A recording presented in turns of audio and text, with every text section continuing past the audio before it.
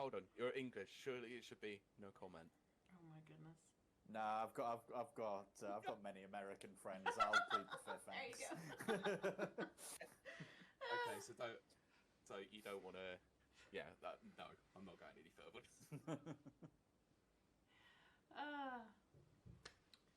I learned about an interesting tidbit of the American legal system recently. Oh. Oh. If you are serving on a jury, you don't have to choose guilty or not guilty. There's a third option they don't tell you. Right? What?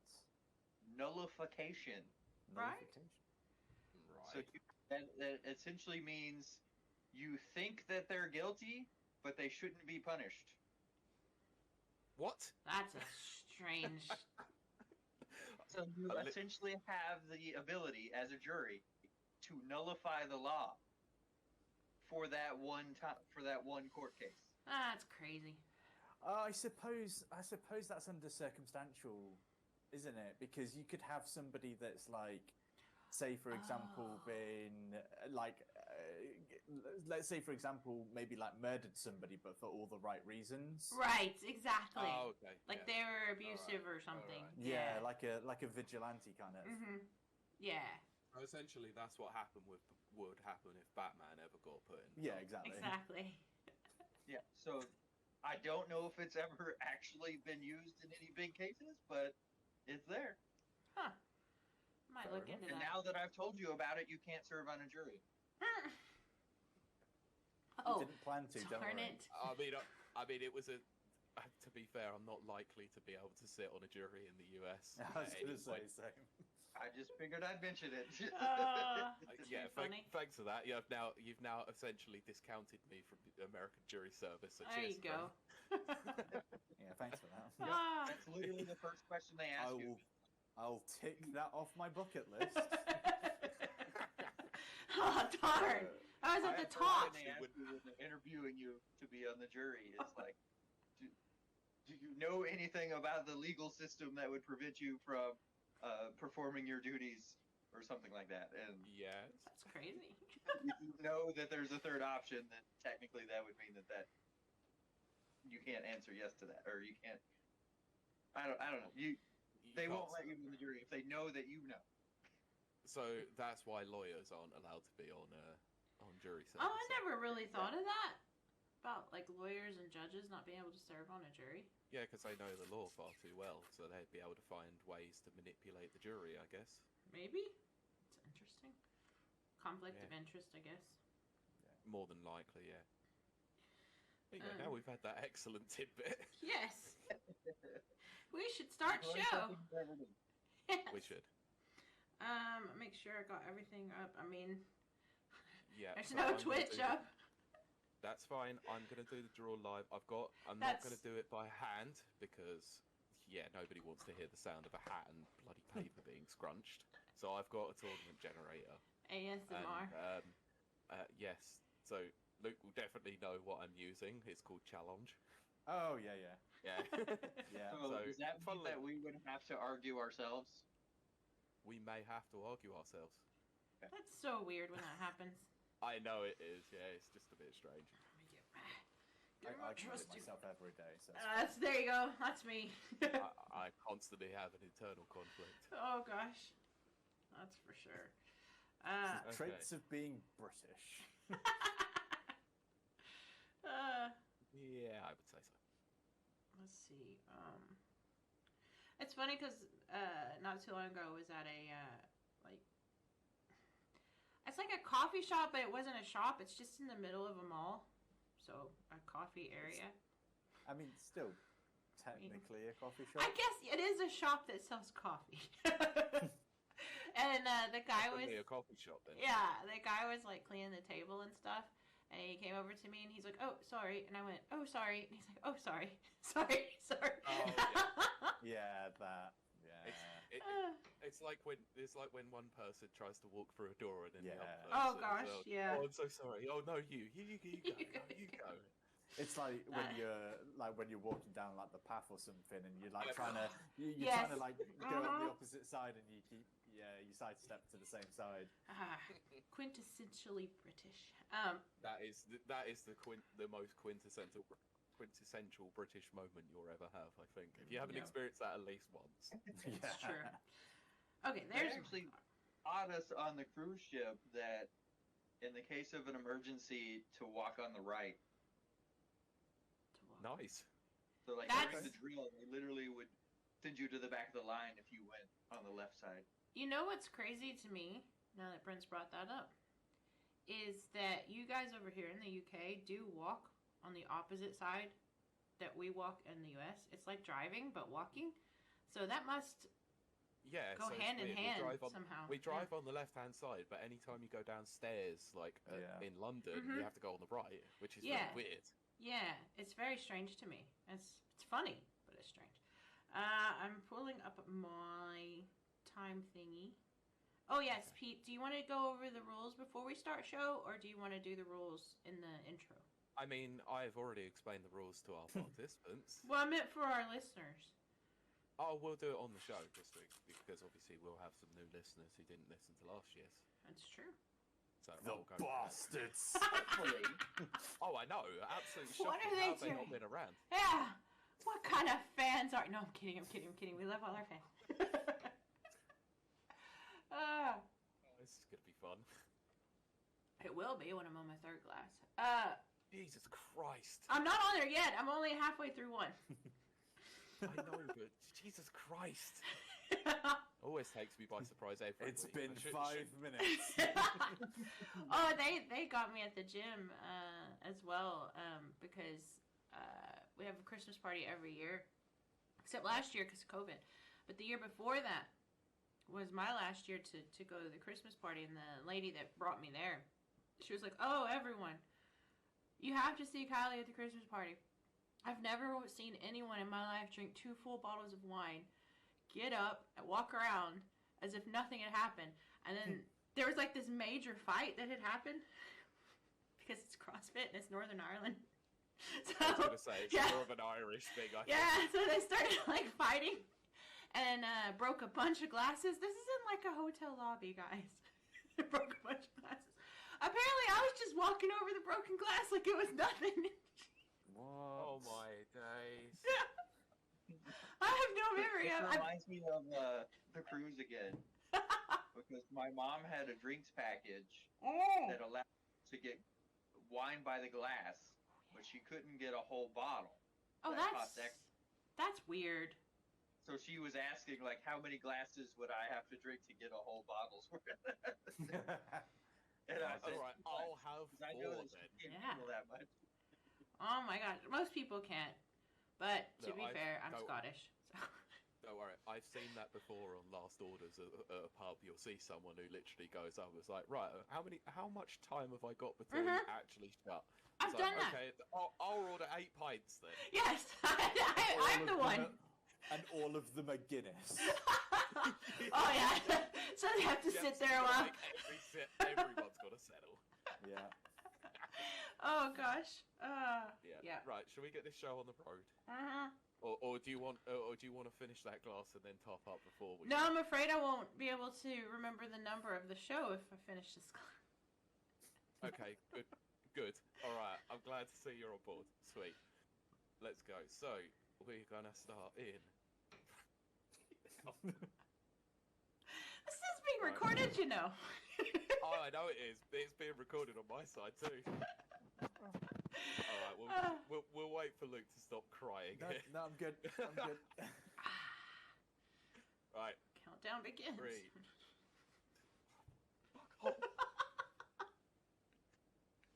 3, 2.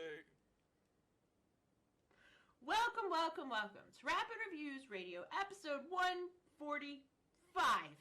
Did I get the right, Pete? The Game of the Year episode for year 2022. Almost said 2023. So, what an illustrious beginning to a very important episode full of... It wouldn't be an episode with Kiley on if there wasn't a mess up in the intro. Yes, but it would be full of mirth and merriment and lots of games. Lots Lots of games, people. Settle in for this one. But we have some wonderful guests joining us. But let me start by saying I am your co-host, Kiley Wilde, at least for now. And I'm joined by my ever-present co-host, Pete Beckett. Yo. And our two returning guests, wonderful guests, we have TheFinalTilt. Hello. And Brent, a.k.a. Bueno. Oh my goodness. Also the person who's joined us for nearly every game of the year. I know, yeah. I think every game of the year, actually. You have, that's That may true. happen. I think so, yeah. So I am going to start this as I start every week by asking everyone how their week's been. FinalTilt, how's your week been? Been good. Yeah, it's been very good. Thank you. Been a lot of work in and a lot of representing in our respective games as well. Yeah. Well, at the end of the show, we always kind of give everybody's like bona fides. So you'll have to follow FinalTilt. It's amazing. Brent, what about you? How's your week been? It's been okay. Early in the week, still waiting for my parents to recover from COVID, but they have now gotten back to their full 100% selves. So I finally got to see them again after 2 weeks of isolation. Oh, right. That was pretty good. Oh, that's good. Well, this is not a brag. So, fates of the universe, please do not take this as a brag. I have yet to have COVID. Watch now. I somehow Now next avoided week. it too. Next week I'll be down with I it. was with my mom in the car as she had symptoms. See, on no, the way. I was in the car with someone who had full-blown COVID, didn't know it, tested the next day, came out positive, and I was like, oh, yeah, it's gonna happen, and it didn't happen. So, Yep. Maybe we'll survive the zombie apocalypse in the end. Maybe. Pete, what about you? How's your week been? It's been great until Street Fighter 6 came out yesterday, and I'd rather be sitting there playing this. To be honest. I wondered. That was my first thought. My God, it's amazing. Oh, that's so good to hear. That's very good to hear. So yeah, let's get through this so I can play more. I'm kidding. I'm here for this. I have to agree. We are going to keep a tight schedule. In fact, I'm going to get Pete to go over the rules here in a second. Because these do tend to run on, and we do not want to run that long. Mostly because my attention span doesn't last very long. Yes, and also because it's currently 7 p.m. as we record. Oh, that's right. If it That goes too. more than 4 hours, then yeah, we're gonna be screwed. Oh gosh, yeah. Thankfully tomorrow's Sunday. I don't watch football. I'm sure you guys are watching football, but UK football. Nobody. Oh, wow. Well, World Cup final tomorrow. Couldn't care about it. Is it because England got beat? Nope. No, I just don't enough. watch it. Ah. No, I'm a football fan, but funnily enough, I didn't agree with it being awarded to Qatar, so I've refused to watch the vast majority apart from the England games. Oh, now we don't get Well, that's political. fair. We don't try not to get political on this show as much as possible, but I think we can agree that Qatar was a bad choice. Look, it's not to do with the country, it's the fact that FIFA were just a very, Right. very corrupt organisation, and It's they never could the people. got that. It's Yeah. never the people, but it's always the ones in charge. So, okay, Pete, then I'm going to throw this on over to you and let you do a very brief explanation of the rules for our listeners, maybe new listeners even this year. Yes. Sure. So, to the new listeners, where have you been? Why haven't you followed us? But also, welcome. Welcome to the Game of the Year. So, the rules are that we have 16 games that have been nominated, 15 games, so 5 each from each of us, apart from Kiley, who is going to be moderating the entire thing to make sure that nobody goes over run with time. Let's be honest, Goat Simulator 3 is Game of the Year for me. And all years, ever. Forever. Yes. And also, yeah, I'm not going to mention last year. No, last year, that... we won't go into that. I have words. I have words about last year. I don't even remember it. I remember 2020. That was Animal Crossing one. Yeah. Yes. That was a good one. So the 16 games have been nominated. So 5 each from myself, FinalTilt and Brent. We have one game that was nominated via the community choice, and you'll know that one because Kiley will be talking about that one when it comes up. I literally just found out about this, people. Yeah, because we only decided it 5 minutes before you jumped on the call. Right, so what will happen is the 16 games are going to be drawn at random using a tournament generator.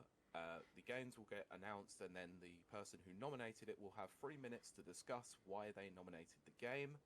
That will then go to the next person who will talk about their game, and then they'll let the arguments ensue until we find only one. This will go long. The first round, the round of 16, will go very, very long because obviously this is when the first explanation happens. Once we hit the quarterfinals, it will be plain sailing from there because you don't need to do much of the discussions. Other than that, I think that's it. All right.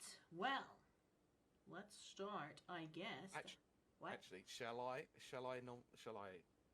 explain the games? That might be a good start, shall it? What do you mean? Oh, you mean like Shall their I say titles? which games actually Yes. made the list? Yes, Pete, I think that's a good idea. Yeah, I think that'd be a good idea as well. Yeah, I keep forgetting that not everyone's on Twitter where this has already been announced. So. Get on Twitter, folks. Scrubs while it still lasts. While it lasts. Aw.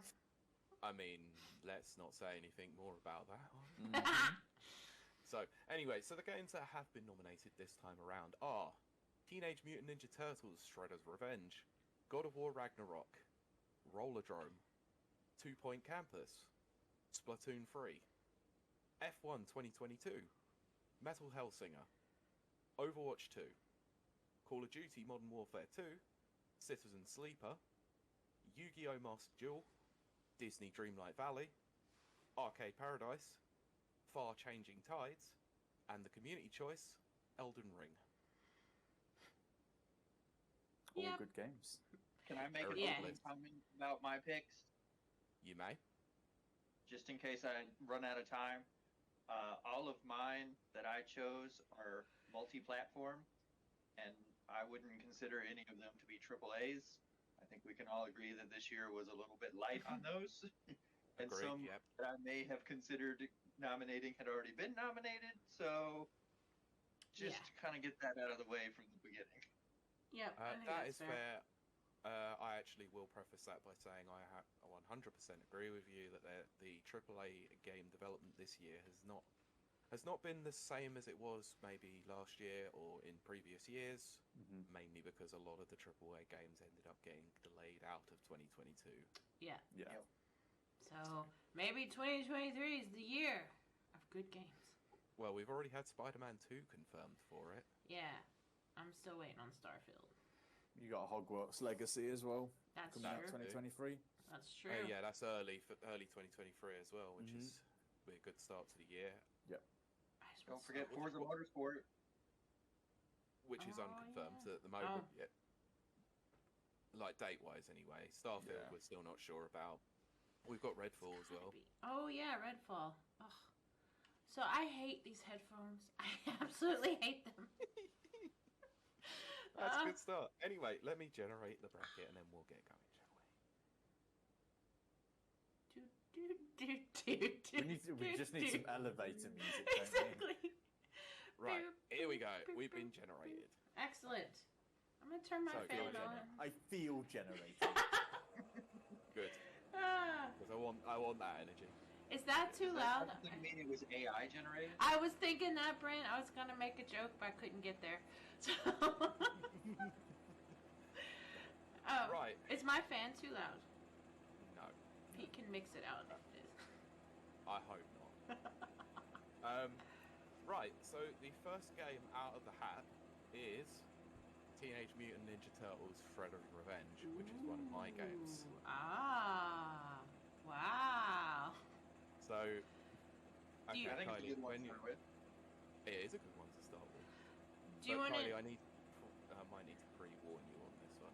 Just so you know. Okay. No. Just that's all I need to pre-warn you. Okay. Okay.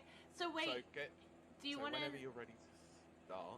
Do you want to announce the other game so the other person's preparing, or you want to? I just did. It's Elden Ring. What? Oh, I was trying to be subtle about it. Remember, unlucky guy. autistic. Don't get subtlety. Okay, fine. At least you got it early so you didn't get too drunk to explain it. Oh, I think I would probably explain it better if I was drunk. Highly possible. Well, We did also move say... on to the next round. Oh gosh. True. Okay. We did also say that we'll all have comments about it because I don't know if any of us have played it, if I'm honest. And for our audience that are Elden Ring fans, because I know we've got some diehards out there, I will be respectful to the source material. I might make some jokes, but I'm still gonna be respectful. Okay. Okay. So Tell me when you're ready. Have you got Okay. stopwatch? Yep. Go. I'm ready to go. Okay. You can go in 3, 2, 1. Look, I'm not going to start by giving an explanation about the turtles. Everyone knows who they are. They're an iconic part of pop culture. Movies, video games, the whole lot. So let me just talk about actually the video games. They've been hit and miss for a very, very long time. To varying degrees of success with Konami and various other different teams. We haven't had a very good Teenage Mutant Ninja Turtles game for quite a long time. So, the team over at Tribute Games, along with the publisher of .mu, who are well known for publishing some side-scrolling beat-em-up revivals, such as Streets of Rage 4, managed to absolutely knock it out of the park with this game. Not only for an online aspect, but also offline, because it's 6 players, both online and offline. It's got an incredible netcode, an incredible art style as well, a very decent HD pixel art style that runs utterly flawlessly no matter what platform you're playing it on, whether it be PS4, PS5, Xbox or Switch. The Switch one was probably the most surprising one out of all of them, that it run as well as it did. It's only a couple of hiccups here and there, but considering they're only a small team, you can let them off with that. But each character feels unique, feels utterly incredible. They've managed to encapsulate how each of the turtles actually feels in terms of personality, as well as the additional characters of April and Splinter, as well as Casey as well. So they've got a great cast of characters. The campaign itself is 16 levels long and takes you roughly about 2 to 3 hours to complete. But it's not just about the completion, it's about finding all the secrets, it's about, mastering the unreal and utterly ridiculous combo system that they've got in that game. So anyone who knows about the side-scrolling beat-em-up games, especially the ones from the past, will know that they have a very robust combo system. Not only have they made that combo system again, they've made it better.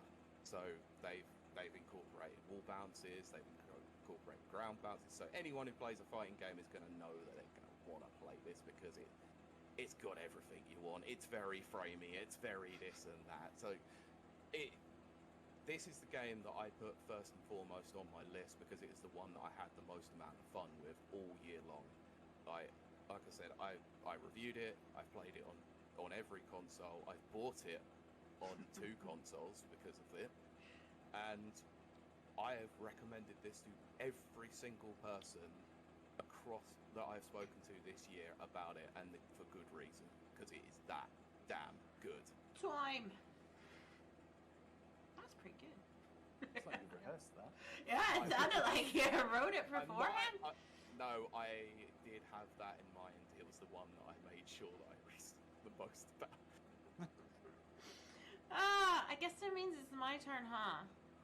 It is indeed. That's probably good because I am gonna fade fast. I can tell. I know you are. And also wondering why you sounded like a Hollywood girl at the end of your comment there. So Which one? I guess it's my turn. My turn. Anyway. Okay, do you want me to count you? Yeah, sure. All right, start in 3, 2, 1, now.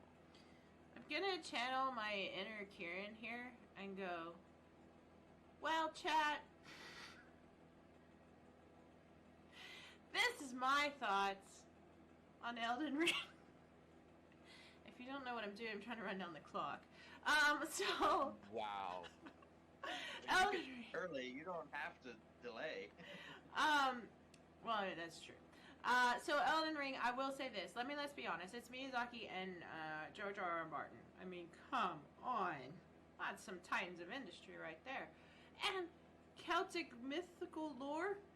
Holy crap, amazing. They pronounced the names wrong, but that's okay. They can be forgiven for that. It is graphically outstanding. It's got a big, strong girl in it, but she only's got one arm. But, I mean, she's so cool. I like strong girls. We should do more of those in video games. So representation matters. See, it represents a part of the community. And then it generated memes because it had that guy. I forget what his name was, but he had like the jar on his head, and they gave him like a whole special gift and stuff because he was like the most accomplished player. It's like Do It For Her or something like that. I don't remember his name. Oh, okay. Yeah. And that was cool, so it brought the community together. It's a FromSoft game. Wait. No. Yes. Yes? Okay. And it's pretty. And if you like difficult games, it's really difficult. There's zero chance I can take all full 3 minutes of this because I'm running out of material. If you feel like you're done, feel free to be done. Okay. Okay. So it's a good game. Okay, I think any one of us could step in and sort of have a few words if they want to. There is a minute. There's a minute left if anyone wants to add to this wonderful argument I've put forth. I will add that it was the first time that FromSoft decided to actually do an open world game with a Dark Souls inspired combat, and it seemed to really work for them, which very weirdly enough, because I didn't think the two would mix. Yeah, that's good. Incredible creature designs, yes. A great level of difficulty if that's your kind of thing, great exploration, excellent like secrets all around, and people are still discovering stuff on the map even like 11 months after it's come that's out. True. There's like that's a hidden room or something. Yeah, I think that's all I need to add on it. Anyone else? We got 10 seconds left. I would probably say if you want to hate yourself, play this game. Also, the character customization is probably incredible too. Time. Okay. Cool. So what do we do now, Pete? Balls in your court. Let arguments commence. Okay. So, Elden Ring's the best. According to community. Why So did you pick me for this? Look, someone had to represent the community, and you're the best chance for the community. I represent no community. I don't even belong to a community. That's It's why fine. we know You it. did good. Oh my You did gosh. well, actually. I'll give you that. Oh goodness. For a game you've never played, that's actually really reasonably You know well what's? done. I'll put forth this argument, and then Pete, you can do your thing. I will say this: it's a FromSoft game that I don't generally like FromSoft games. They're not my thing. Not that I'm saying anything against anyone who does play them. I think that's very cool and it's very admirable. It's just not my thing. But this one made me actually consider playing it. Like, I may in the future actually pick this up. I think that's pretty good. Funnily enough, actually, when this got nominated, I was saying to the guys before you jumped on the call, I was seriously considering buying and playing this, even though I've got no interest in FromSoft games and been told that I'll never like them by people. Yeah, I'm pretty sure I won't like it, but I do want to try it, and I think that speaks to their ability to reach audiences outside of their fan base. Yeah, the FOMO nearly got me at the beginning of the year. Yeah, FOMO, that's it. Yeah. I've been told it's the most accessible Now, Souls-like game. Now that's very good. I really love that. That's becoming more. Having said that, Uh-huh. the little time that I did play it with like a trial version of it, Mhm. it's accessible enough for those who normally need accessibility options, such as myself. Right. Okay. Okay, that's interesting. All right, I guess Pete, that's yours. It's pretty going in the right direction. See, that's good to hear. That's good to hear anyway.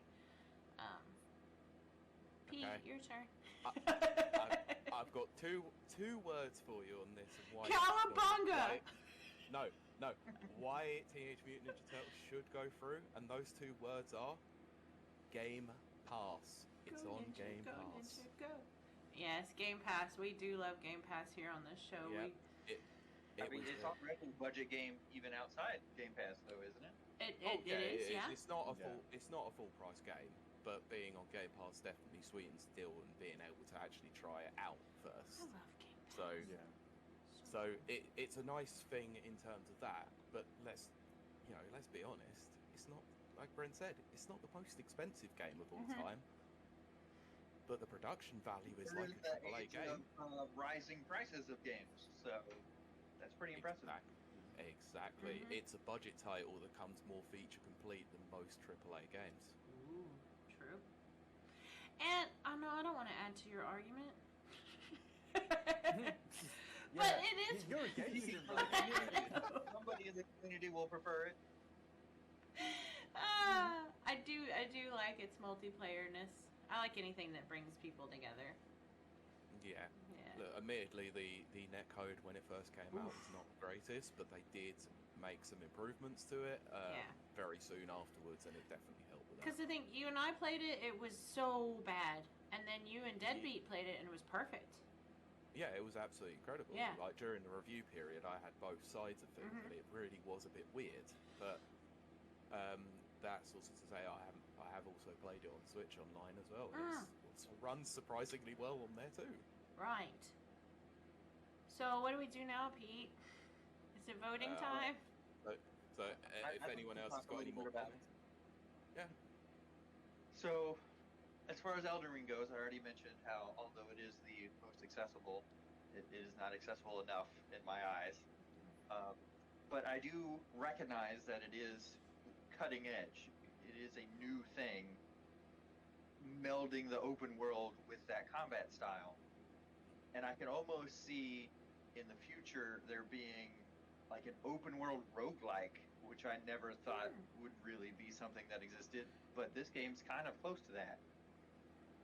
As far as Ninja Turtles go, I find it very interesting that not only did we have this new game in the retro style, but we had the collection, the Cowabunga collection, also released, kind of collecting all those old style games together. And I just find that very interesting that you can experience the newest game that feels like the oldest games, basically at the same time, during the same time period, which is kind of a full circle kind of thing. And it almost feels very appropriate for the time period we're in, where there are so many remakes and remasters, and they never seem to want to do anything new, that they took the Ninja Turtles property and they did both. They made a new game, but they also gave us the old stuff that hadn't been remastered and remade in a very long time. But it's also the fact that they allowed the new game to come out first and take the spotlight, rather than the Cowabunga collection to come out and steal all the spotlight. I think that was a marketing move. I think especially with putting it on Game Pass, you get people that are like, hey, this is cool, I wonder if there's any more like this. And they're like, oh, look, here's a whole package full of games like this. Yeah, definitely worked in terms of the synergy with that one. Okay. You got anything else to add on this one? The only issue is that I'm relatively biased here, because I've not seen any gameplay of the Teenage Mutant Ninja Turtles game. I've seen a lot of Elden Ring. Now, Elden Ring does look beautiful, and I'll be honest, as a kid, I was never really a Teenage Mutant Ninja Turtles fan, nor am I a fan of kind of those essentially those types of games, almost like Streets of Rage. I played Streets of Rage as a kid.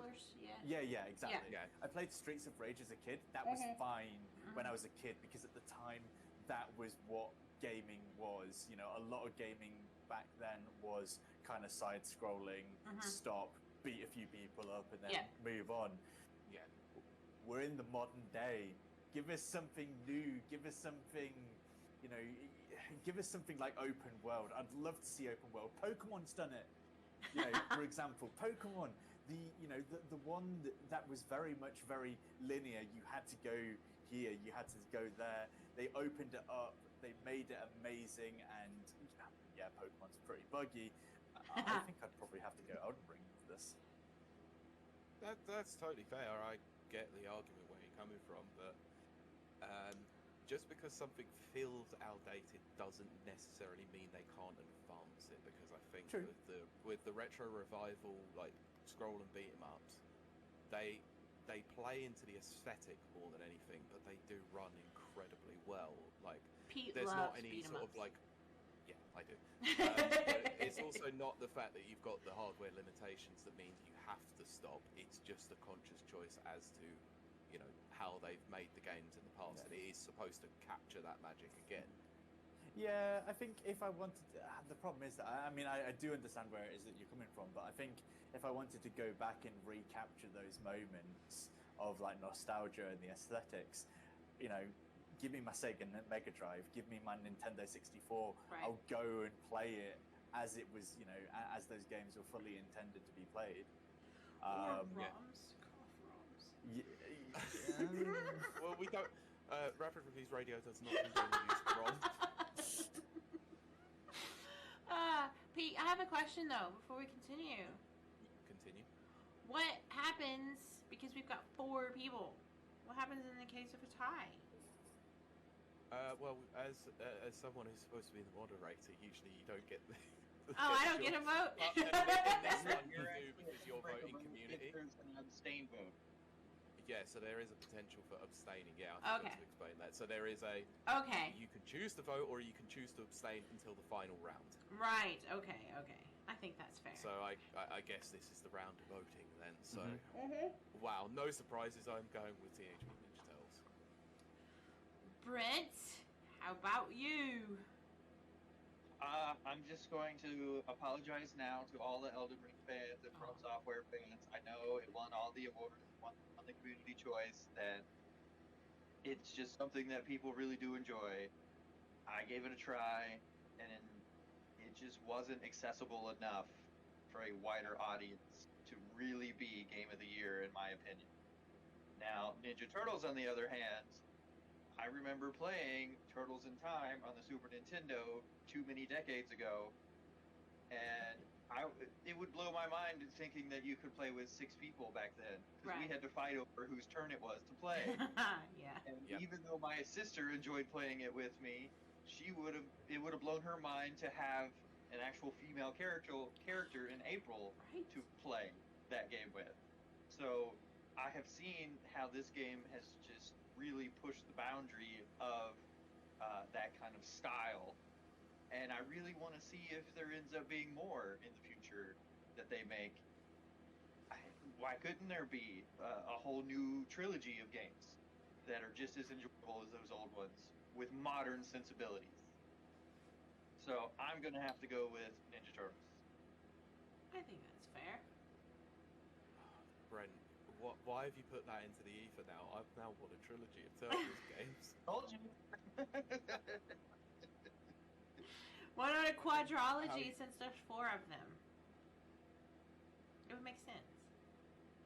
Heroes on the Half Shell Because collection. And they could be, each of them could be one of the colors. Oh my gosh, why am I well, not in I would- charge of making games? Well, I was going to say that technically Turtles in Time is 4, so this would technically be 5. So yeah.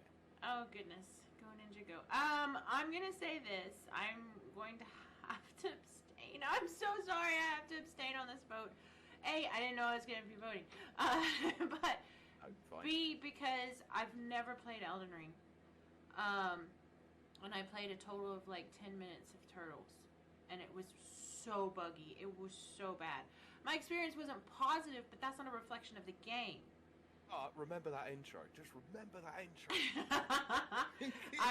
The intros, they did really, really well on that. Normally I would not abstain because I'm very I'm into the whole voting and being vocal and stuff.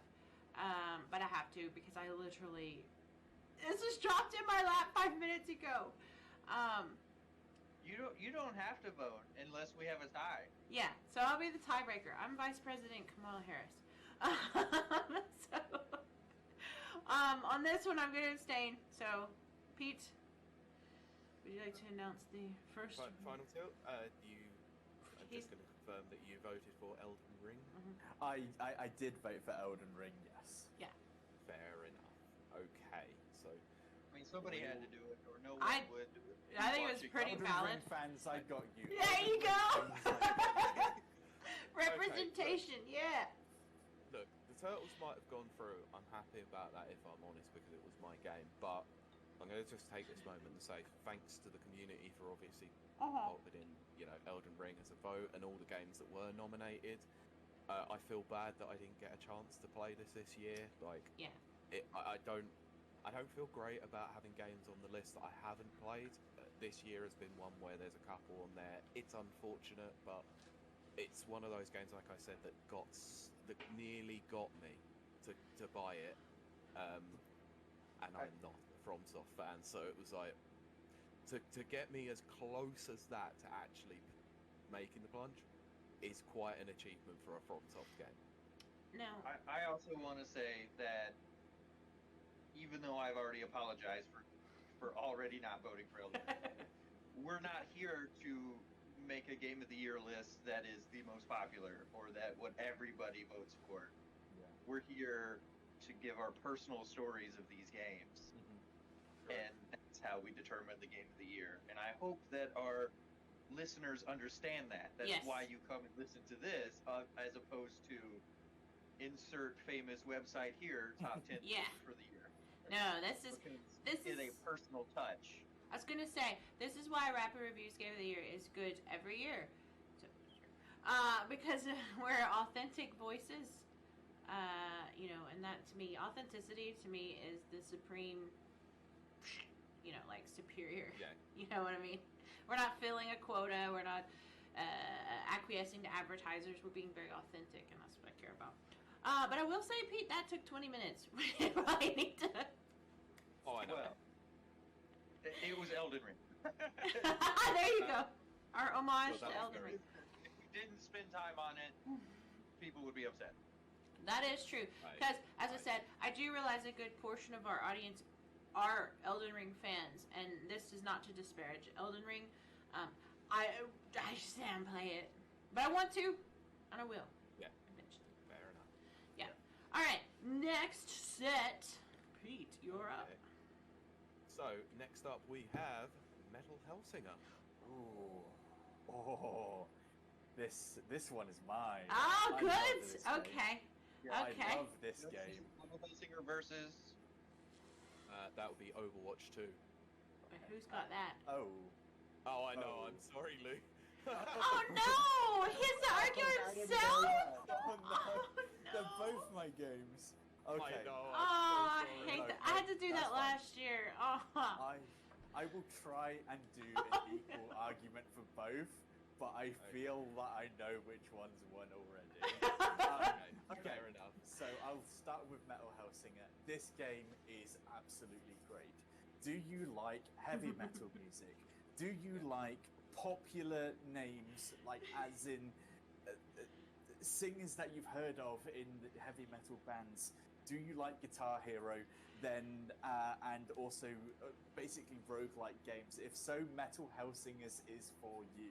It is a roguelike rhythm game where the damage that you do depends on whether or not you are hitting the notes to the well, essentially to the buttons as they come along. Basically, like it's a Guitar Hero game. The game is brilliant. It looks beautiful. The soundtrack to it, although it's all original created music, you can hear some of the singers that are in there. Just to name one in particular, I believe Matt Heafy from Trivium Yes. has lended his voice to this game. Honestly, it's the greatest thing. It's got great storytelling. I absolutely love this game. I picked it up because I'd heard so many great things about it. and one night I just decided to sit on the sofa and play it. It's such a great chill out game.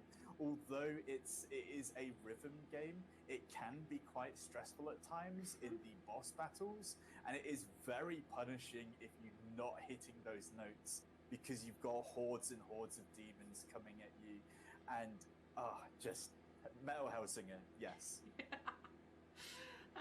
Okay, that is your time, I guess. That was half the time, but there you go.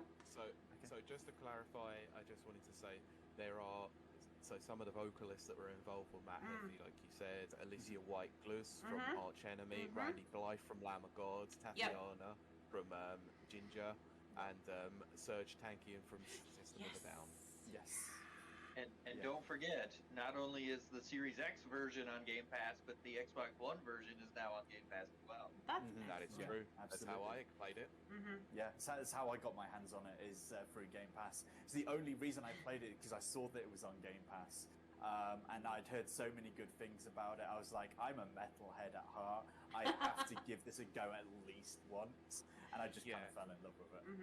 Well, it was on my radar because it was something I wanted to play after seeing something like BPM, but never got the chance to actually play it. And so when this was on Game Pass, I was like, sweet, I'm going to give this a go. Yeah. I will save my thoughts on it until later. Okay. I suppose I best argue with myself. Go for like a normal day in my household. There you go. To quote Megadeth, hello me, it's me. yes! I quoted that the other day! Hello me, it's me again. Overwatch 2, I'm trying to be really kind to Overwatch 2. Not played it too much. I have played a little bit of it. It is essentially your very same Overwatch game, just with a few new maps added, some new character models, and also some new characters themselves as well. Some of the characters have also had reworks, so some of their abilities have changed and some of their roles have changed. But overall, the existing maps that have come forward from Overwatch to Overwatch 2 have remained completely the same. They haven't been changed. They have added a new game mode though.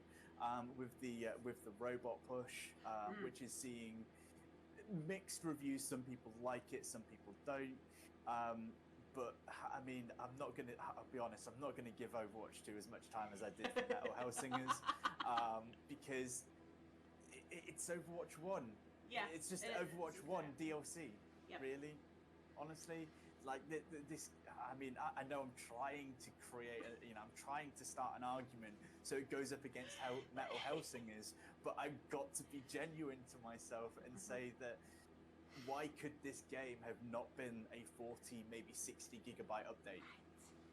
Right. I'm gonna agree with you, even though I'm not supposed to.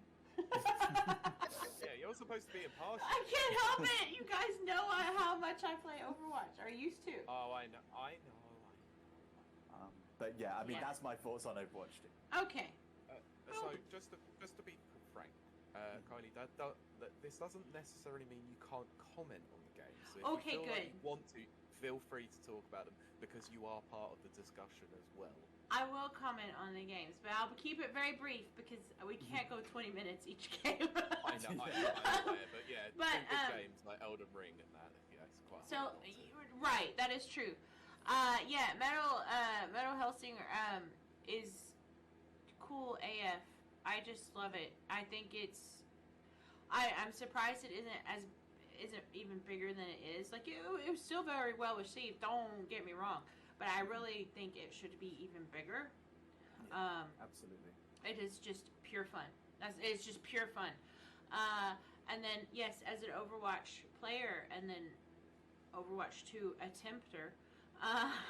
There wasn't a big difference. There wasn't a big upgrade. It wasn't a big. I don't know. It was just kind of like, you know.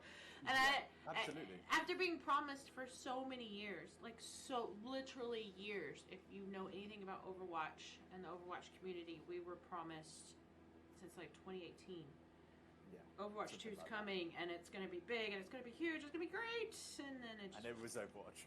Yeah, it was just Overwatch. But maybe a half coat of paint on it. They changed the lighting on the maps. That's literally what they did. But... Yeah, didn't they change some maps from light to dark? To dark, and then vice dark to versa. light. Yeah, exactly. So that's really my thoughts. I just feel very passionately about both of those games, but in different ways. Okay. Yeah. Brent, I'll let you take the floor on this one. Well, I basically agree. I really don't know how we let Overwatch 2 even get on this list. I really don't think it's a game. It is basically just an update or a DLC or whatever you want to call it to the old game. Metal Hellsinger, on the other hand, I have had a chance to play through Game Pass, and I've really enjoyed it. I've also played that BPM that was mentioned earlier, and I had some visual issues with that game. Right. But I did not have that issue with Metal Hellsinger. So I'm very glad that this one turned out to be better for me, personally. And yeah, if you've got Game Pass, give it a go. Yes. Yeah, absolutely. Yes.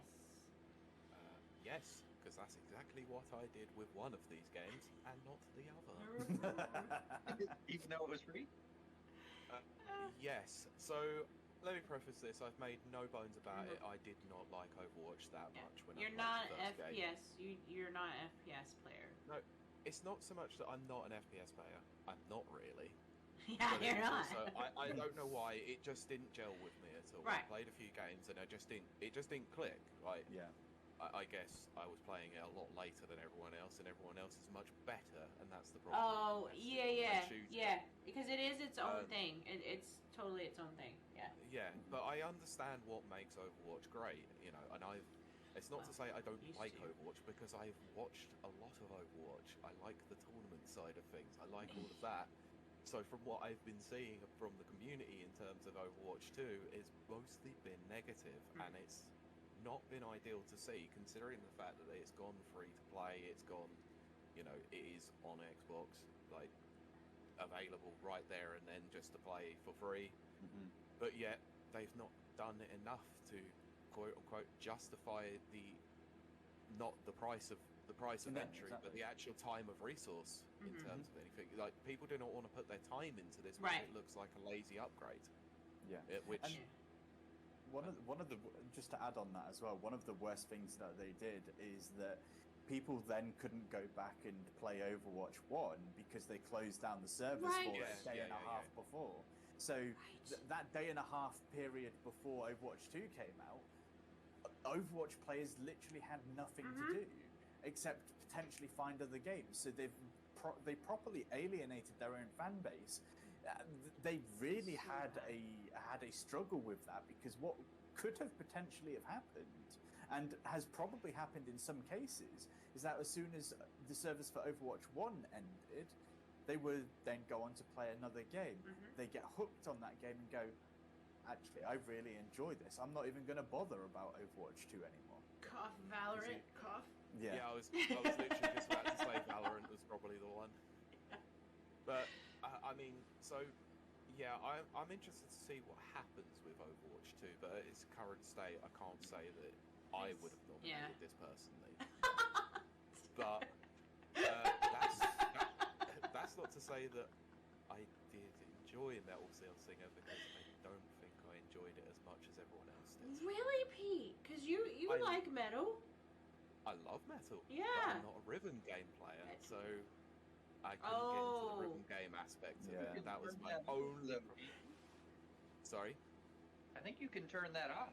I think you can. I think so. I did not know that, so I will go back and play it then and see if I can get a bit more of enjoyment out of it. You know it what? was confusing to me because I'm not very musical. You know what it reminds me of, and this is just me being silly because we really need to move on. But remember the was it Resident Evil that had the typing? Resident Evil mod? Yeah. Yeah. Oh, Yep. You had to type. Was it so Resident you mean Evil? no, Typing of the Dead, which was based on House of the Dead. That was it, House of the Dead. Yeah. Yep. It was House of yes, that's right. It reminded me so much of that. It had that feel, that like oh, I have to get through this, this segment or whatever. I enjoyed it very much.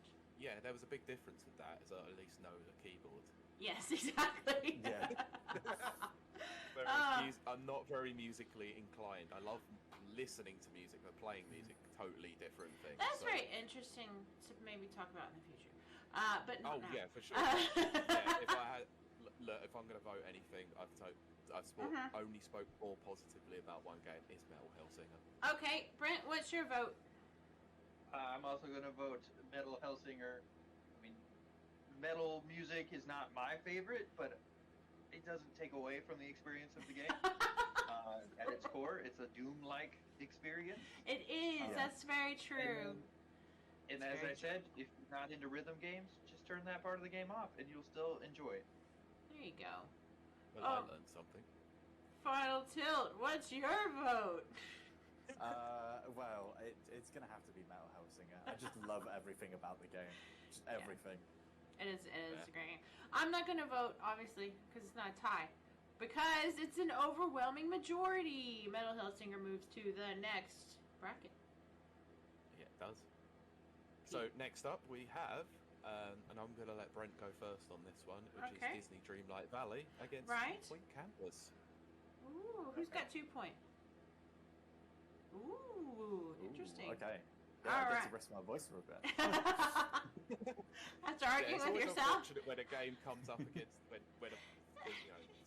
two games you've not. Yeah, I had to do that last year. It was weird.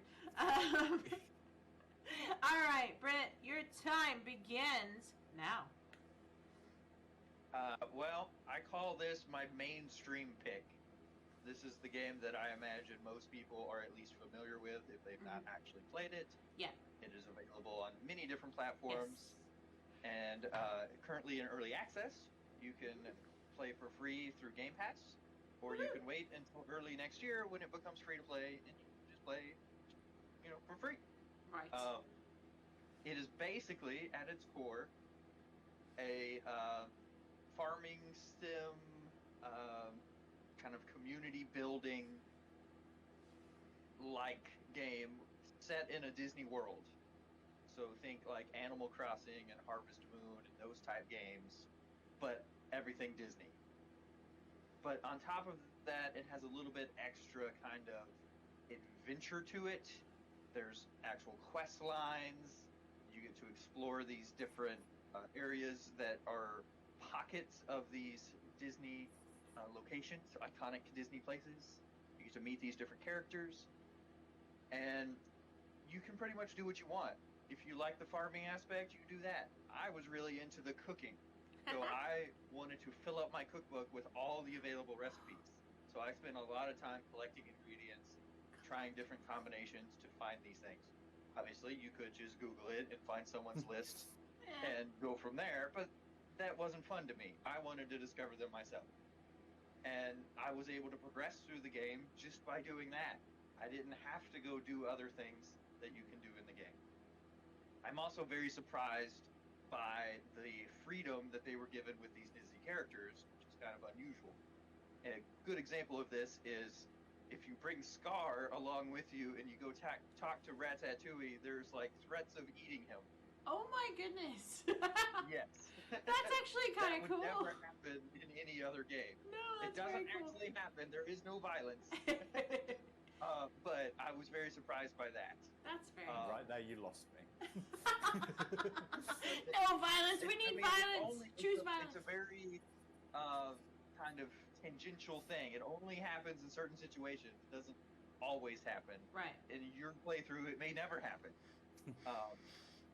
But I have found it to be a kind of escape from all the world.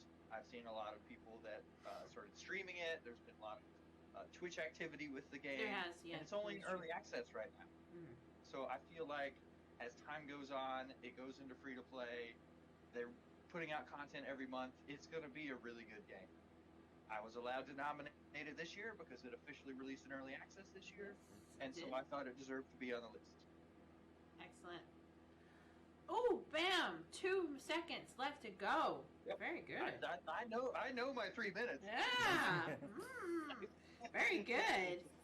All right, Pete, your turn. begins now. Okay, so where do I start with 2 Point Campers? So, to give a little bit of a background, 2 Point Hospital was the game that came from 2 Point Studios before. It was the spiritual successor to Theme Hospital that was made all those years ago by Bullfrog Entertainment. And yeah, it's been a long time since we've had any of these sort of like sim management games, especially specifically centered around like, you know, a hospital. But so whilst, you know, 2 Point Hospital was very good in its respect, I feel like 2 Point Campus is actually something more unique because it's something that Bullfrog never once did themselves, and so it feels like they're going on their own merit now, and they've learned everything that they did from 2 Point Hospital and made a much more streamlined and more enjoyable experience in terms of the control, the feel and the themes of the game, you know, because it's centered around a university. You've got so many different things that you can do. So you've got one that could be a medical school. You've got, I mean, they've just added a DLC into the game that's about a space academy. So there's so many things that you've got in terms of potential for the campaign itself. So, but yeah, the general gameplay is obviously that you find a place to set up a university, and you're basically managing everything from it. So, you know, you have to manage resources such as your staff, your courses, your students. You have to cater to their needs and wants. You have to build stuff like your frats, you know, your labs and everything like that. So you have to. It's an awkward balancing act, but they've done a really good job of being able to slow the game down to a crawl so that you can, you know, you can start building stuff that's not going to have a huge effect on what's going on at the time. You can also speed your years up to make it more, you know, run through. So if you've only got 30 minutes to play through a level, then you can do so with relative ease. Actually, you can spend as little or as long as you want in one mode before you move on to the next part of it. And that's the most fun about it, is the customization side of things. Is how you want your university to be, how you want it to feel, and how you want it to play. Like the level of control both on the keyboard and mouse and controller feel identical.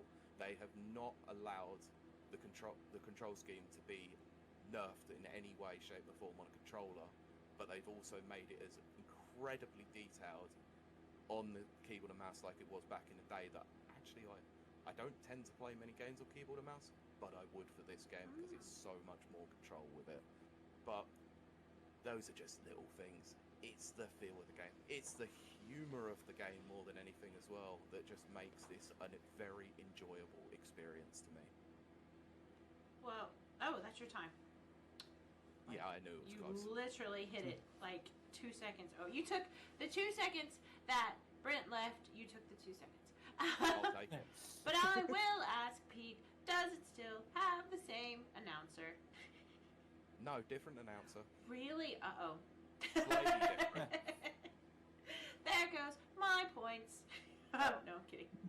I will mention that both of the games are available on Game Pass, so our listeners can try for themselves and see which one they like better. Yeah, absolutely. Okay, so Brent, can I ask a quick question on that? Sure. Is Disney Dreamlight Valley only on console, or is it also on PC? It's on PC. Okay. I was gonna say. I was pretty sure. No, I was pretty sure it was. Yeah. Well, I told you, all of mine are multi-platform. All of my nominations. No, I was gonna say because that would have been a point against. Because 2 Point Campus is also on PC Game Pass. Oh my goodness. But yeah, let's hear. Oh, let's hear from the Final Tilt. What is his thoughts? See, I've got really big issue here. I'm not a Disney person. I like Kingdom Hearts, but that's about as far as I go. In terms of sim management, I also played SimCity as a lot as a kid, and I played City Skylines. Oh yeah, that came out, Cities is better. Years ago. It's the superior one. Yeah, but honestly, I didn't play a lot of either of them. I don't really have a favorite, and I don't think I could choose. Honestly, Oh. this is one of those ones Oh. where I think I will probably have to abstain from voting on this one I'm because gonna be the type. I don't like either game. I Oh. just can't. Well, I can't choose. This think is why we that's- have the rule that you can abstain. That's Yeah, absolutely fair. I think that was something Oh, that came man. in after the first year, wasn't it? Where we just spent too long trying to argue something. Yeah. We got to the point where we were trying to sway the voters, not so much praise the game Yeah. itself. Exactly. I got a lot of bribes that year. No, I'm kidding. So I guess I'm casting the tie vote here. Well, uh-huh. I mean, that's not to say that I mean, let's be honest here. It's I happened probably before. am gonna. That I mean, we've switched votes from what we've nominated. That's There true. you go. That's true. I did it last year. So we do have to clarify this, but Okay. I mean, I'm gonna go with 2 point. Make it campus 'cause official.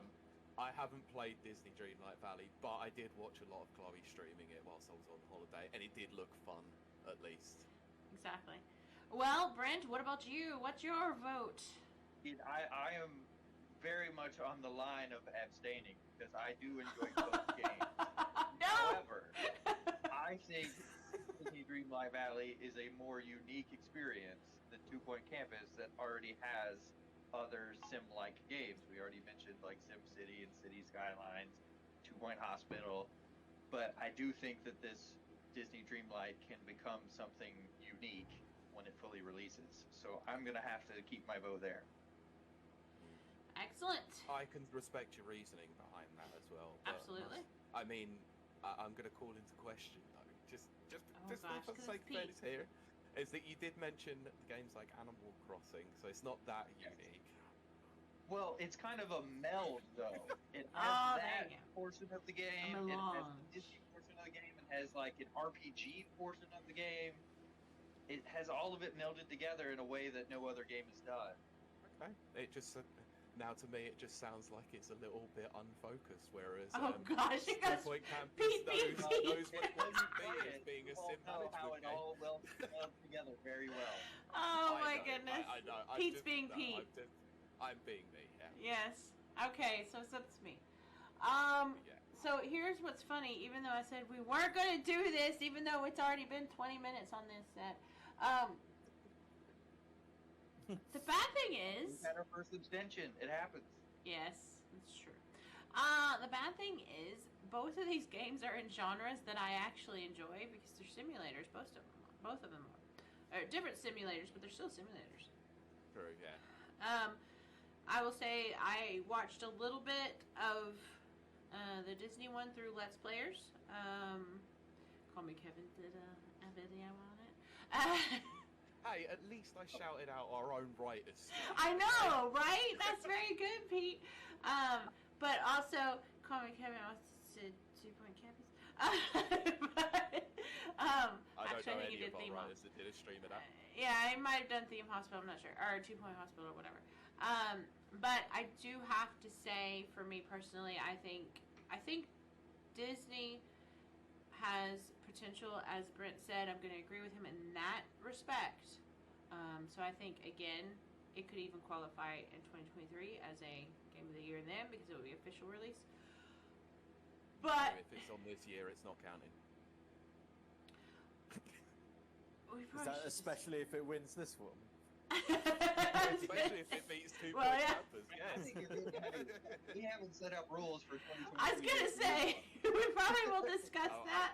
I'm kidding. Yeah, I'm pretty sure to qualify.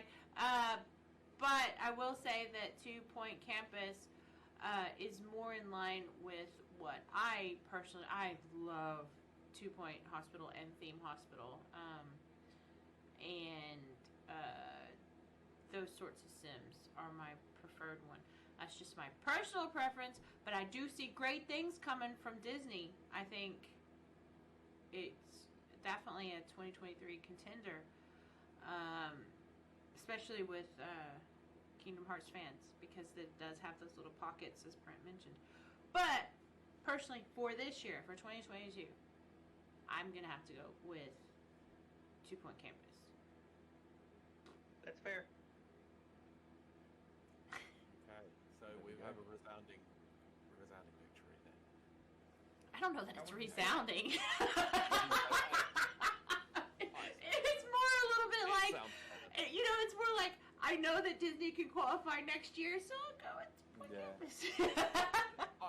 Look, I get that. I totally understand. Look, Disney, look, let me be frank here. I threw a lot of shade just because it's my game. Yeah, of course. Honest. Obviously, yes. Yes.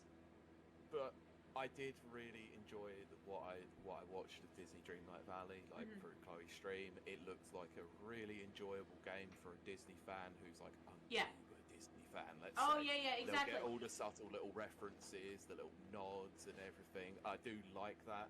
The blending of genres as well, I think, is a really, really cool aspect to it. So I'll be interested to see what happens when it goes into full release and free to play next year. So exactly. It's only looking positive to start. Yep, agreed. Okay, let's do the next bracket because holy crap. Yeah, I know. So we've got another duel between us, Brent. Uh-oh. So do you want to take this first? What do we got? Yeah, What games? I went first last time, so What's the may as game? well. Okay. So we have Splatoon 3 against Yugiho Master Duel. Oh, okay. Who's going first? I'll go first. Okay. Sorry, Brent. Was you agreeing? What? Was you agreeing there? Because it might have cut out. Oh, I said I would go first. Okay. Yeah. Carry on. All right, Brent. Your time begins now.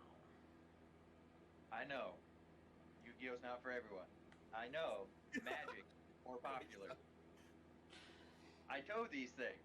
However, on a personal level, this game has opened many doors for me. There you go.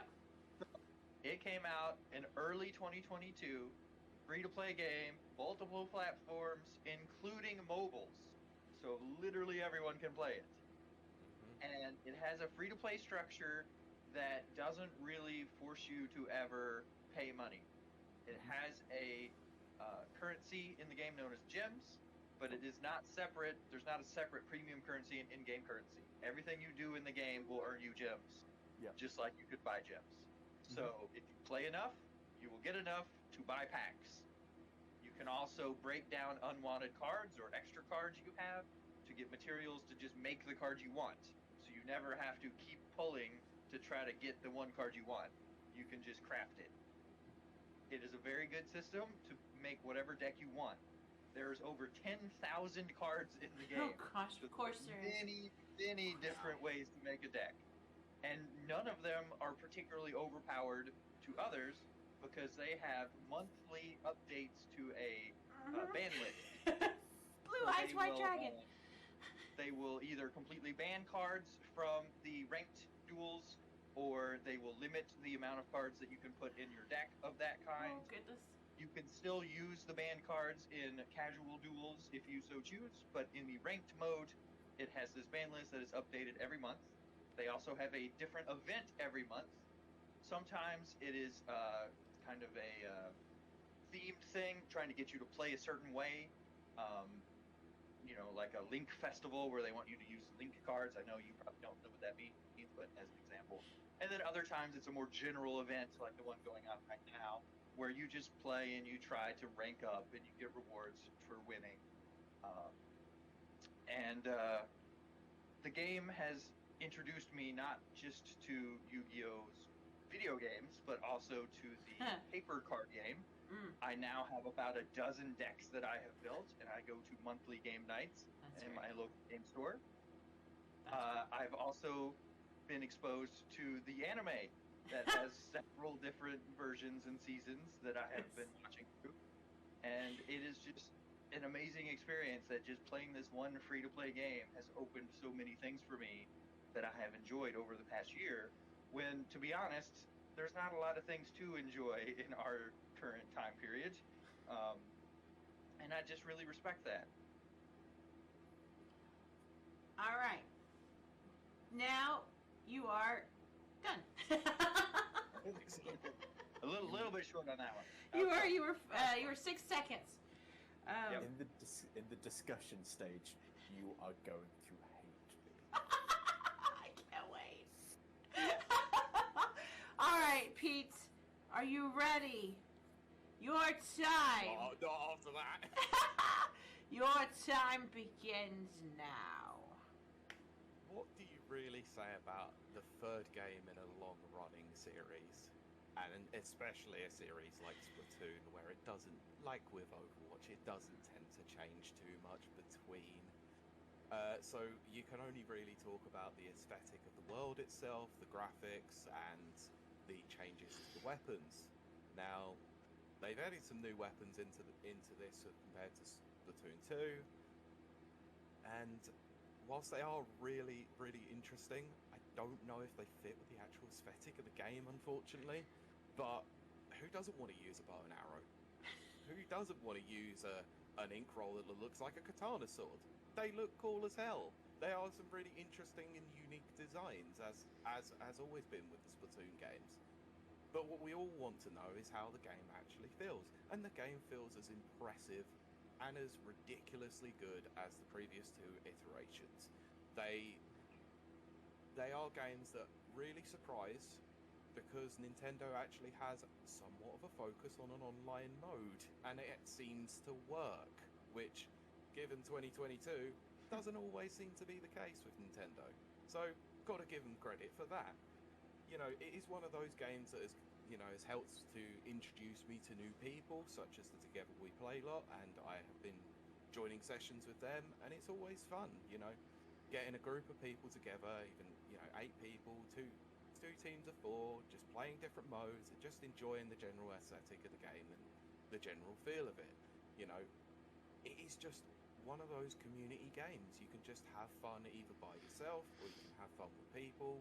It's got a robust story mode to it if that's what you like, but also there's a horde mode, because there's always a horde mode, and the horde mode is probably the most fun horde mode I've ever played in my life, and they've made some incredible additions to it.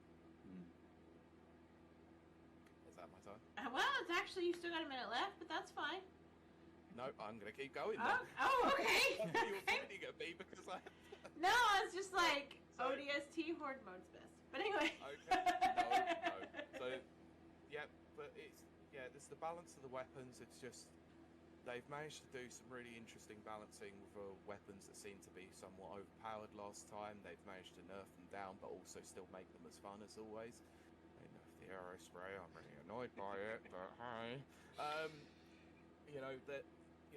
They've changed the general gameplay as such by obviously changing the specials and the alternate weapons that you get with them, like how you throw grenades and stuff like that. So they haven't made it exactly the same game, which is always nice to see. But graphically, it looks a lot better. They've got a lot more in terms of the lighting, in terms of the actual color palette itself, and it is truly special. Bam! Time's up. That is your time. Okay, so that actually, we throw it over to the final tilt for your thoughts. I love that evil look on his face as well. Right. Just to give a bit of background. So I started playing Yugiho when it first came into the United Kingdom, before Link Monsters, before Ritual Monsters. Before XYZ Monsters. I was playing this as soon as it was released the United Kingdom. I loved Yu-Gi-Oh! I love everything that it stands for. I love the anime, I love the trading cards, I've been to tournaments. Master Duel blundered. Big style. Oh gosh.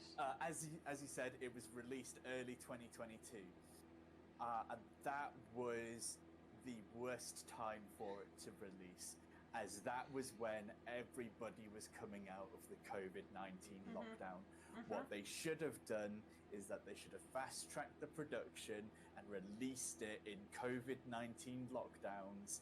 Therefore, people could still play the game and still participate in tournaments on it, whilst they couldn't go to their local and play weeklies and play monthlies. And they potentially could have even have done the Yu-Gi-Oh! World Championships potentially on Master Duel if it had been released sooner. The only issue that I have, one of the other issues that I have with Master Duel is that so when Master Duel initially released, it had a very big player base, very big. The game's not even been out a year, and it's already dropped down to I think about 17,000 players on a monthly basis. Yeah. So it died quite hard, and the reason for this being is that there are already browser-based Yu-Gi-Oh games out there that allow you to do the exact same thing as Master Duel, but without the gacha style system. So the cards are already there, readily unlocked for you. You don't have to go out there and earn gems. I don't believe these browser-based sites have a rank-based system, which is what I would say that Master Duel is probably has the only one-up on there. But because these browser-based Yu-Gi-Oh sites already work, like me and my brother, when Master Duel came out, we used it a lot. But he doesn't like the gacha style system, so he doesn't play it anymore because there's these browser-based sites that has all of these tens of thousands of cards ready and waiting for you, and still uses the master rule set. Interesting. So I actually didn't hear anything in there that was specifically targeting the game. It was targeting the release window of the game and the fact that there are other free things available, which kind of sounds like the whole ROM situation again, to be honest. Yeah. So I actually didn't hear anything bad about the game itself. No. The only thing I heard is it has a rank system you like. Oh goodness. Okay. Oh goodness. And look, I'm just going to put it here for full disclosure. You did say that you would have nominated it if you remembered it. Do you know what? I will stand by that, and I'm still putting my vote to Master Duel because of the time and effort that I have spent into the Yu-Gi-Oh franchise. My gripes with the game and my gripes with the release haven't affected me with the Yu-Gi-Oh franchise in any way. If anything, I think Master Duel has actually recreated that love for the game, especially the trading card game, because I used to be one of those people that went out there to the shop and bought individual packs. Oh yeah. I even built decks and sold them for profit. Those were the days. And the fact that I didn't have to spend real money. I did that yesterday. The fact that I can do that without actually spending real life money and using gems is actually much more beneficial for me, because obviously the cost of living crisis and whatnot. Oh yes. And not just that, but I don't have anybody to play, actual trading card games in physical format with anybody anymore. So having it in a digital format with the actual master rule set is very beneficial to me, which is why I would my vote will still stay Master Duel, although I've got gripes with it. Excellent. That's excellent. I do have a quick question about that though, because unfortunately I have not played Master Duel, and trading card games are not usually my kind of thing. Obviously, like many years ago, I was a TCG player, so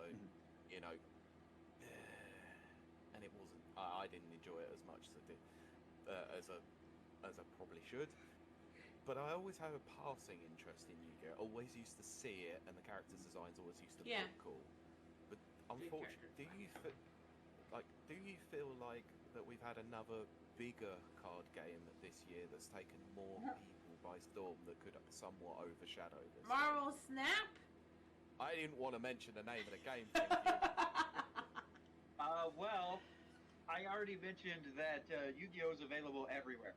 Every home console, PC, mobile. True that. I feel like that gives it a leg up. Yeah. On any other card game that has come out in any recent year. I can't think of any that has been available such a wide base. Yeah. So even if the game itself doesn't appeal to everyone, the accessibility of the game it is unmatched. Yeah. Okay. That's reasonable. And to be fair, like until it was nominated on this list, I didn't even know it had a mobile version. Then started getting YouTube adverts for them. So I think my phone's listening to me. Oh yes. Yeah. But let's get the official vote, because holy crap. No, I know. All right, Pete. What's Brent, your you first. official? Oh, okay. Brent, your official vote. As much as I understand that the Splatoon series is a very good one, and the newest iteration is probably the best, I cannot, in good conscience, vote for a single platform game as Game of the Year because I don't think it can represent enough people to literally be Game of the Year. So I am going to stick with Master Duel, as I mentioned, available everywhere. Pete, your official vote. Okay. So, whilst I can nominate and gladly give a game to a game that is on a single platform because it sold a stupid amount of copies even for a single platform, I do feel like there are too many unfortunate issues with Splatoon 3 for me to actually put it through. And I raise Brent a glass on this one for changing my vote based solely on the amount of platforms that it's on. So I'm going to go with the Master Duel. Well, that throws it over to the final tilt for the tiebreaker. Yeah, it's going to be Master Duel, hands down. Overwhelmingly. You make a convincing argument, Brent. Fair play. Of course he does. He does every You year. should have been prepared for this. I know. We voted Warframe as Game of the Generation. I know. I thought of that the Had other to away day. with that one. Like, I thought of that the other day, but it's like, it made sense. It's still to this day, that argument that Brent put forth makes perfect sense. Like, I still would vote it. Yeah, I still can't argue with it. Still can't believe it got Undertale, though. I know, right? Still can't believe it. I know, but it was a good argument. But we need to quickly move on. We do. So I'm taking this one first because I know. So we have God of War Ragnarok against Far Changing Tides. Oh. Who has God of War? That would be me. Oh, so it's you two again. Okay. Nope. Yeah. All right, Pete. Well, I said I'll go first because Yeah. Your time begins now. I mean, what do we really say about God of War Ragnarok that you can't not preface by mentioning God of War 2018? Because God of War 2018 was a near masterpiece. Yes, I do. It was an incredible game that stripped back the combat from the ridiculous over-the-top action games to make it a more personal and a lot more of an enjoyable experience about a man and his boy. So what do you say about God of War Ragnarok? It's a continuation. It feels exactly the same, but also makes some incredible advances in terms of narrative, in terms of graphics, in terms of gameplay, in terms of frame rate, in terms of everything. This game is probably one of the most stunning games I have ever looked at. Just going through certain areas of this world during Fimbulwinter is one of the most enjoyable things that I've had in terms of games this year. It is something to behold, and I have not been blown away by a 4K game as of yet, and this is the first time it's ever happened. It plays flawlessly at, over 120 frames per second if you have a TV capable of doing so. But even with that said, it's a solid 60 across every platform. It works incredibly well. The combat is still as fluid and as amazing as ever. But they've made some incredible additions, such as adding some more verticality to it.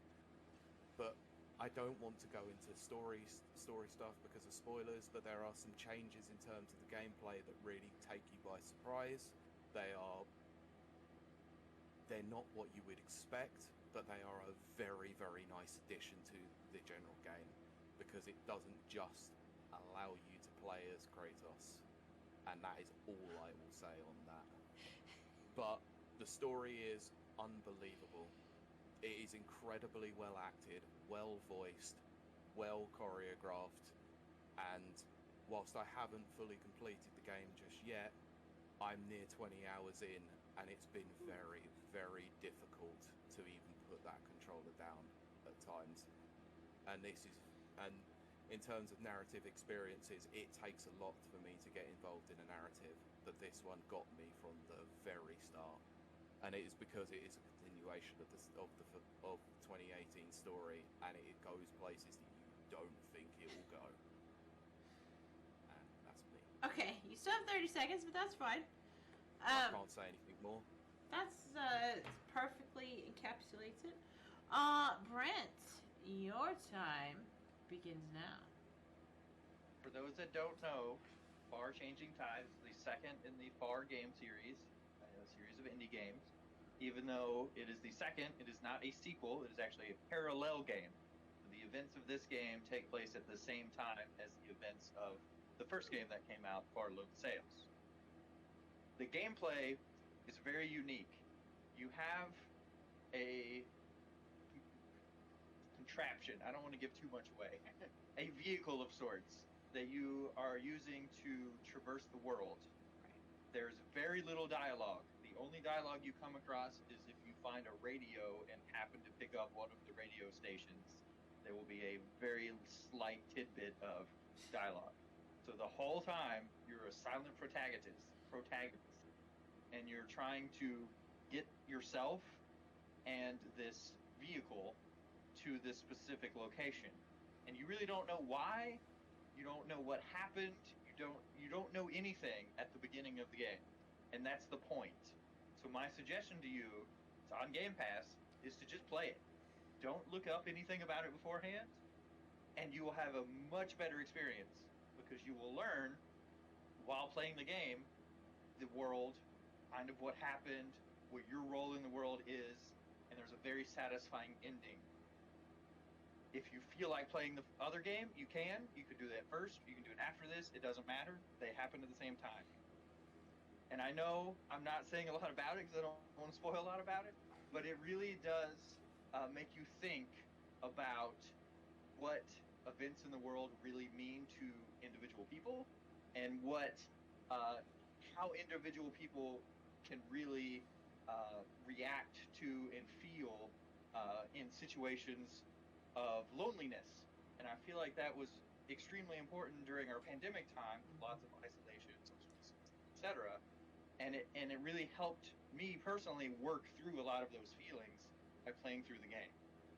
So I highly recommend playing it. Like I said, it's on Game Pass.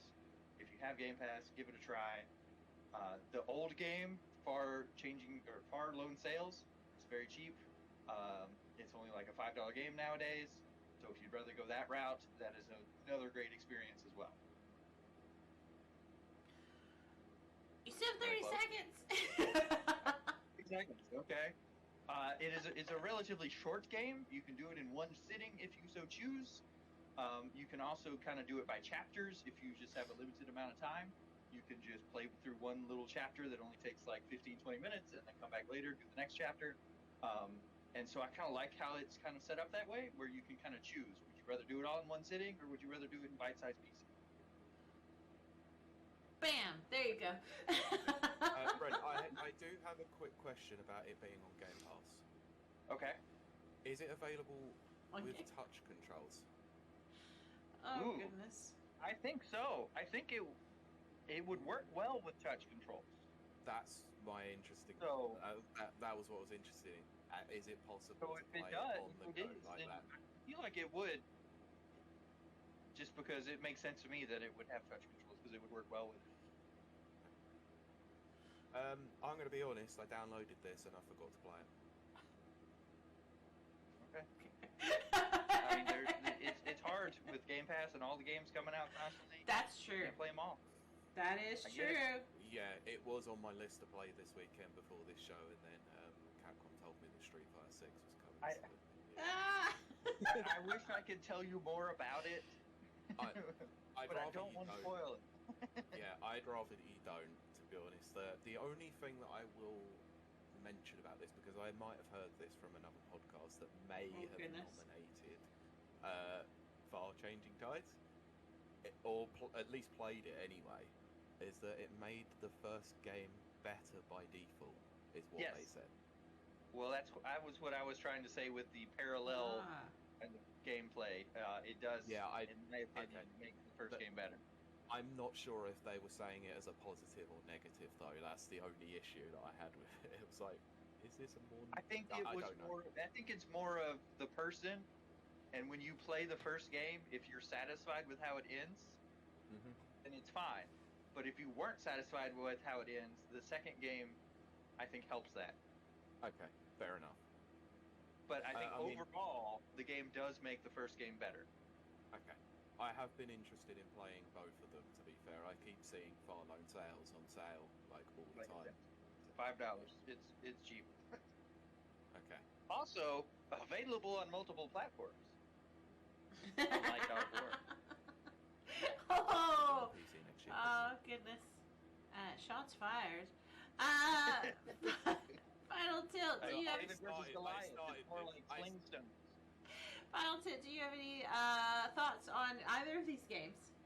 I don't have very many thoughts on God of War, honestly. I've seen some people play it. It looks like a very beautiful game. I've heard a lot of good things about its kind of storyline. I have actually played Far Lone Sales, to be fair. Right. No, is my one word for Far Lone Sales. I don't get what it's trying to do. I understand that's the whole point of the game, is that you don't understand what's going on. Right. I don't like that. I like story-driven games. I am somebody that is currently trying to 100% Assassin's Creed games, currently working through Odyssey. I love story-driven games. Mm-hmm. I don't know what's going on in Far Lone Sales.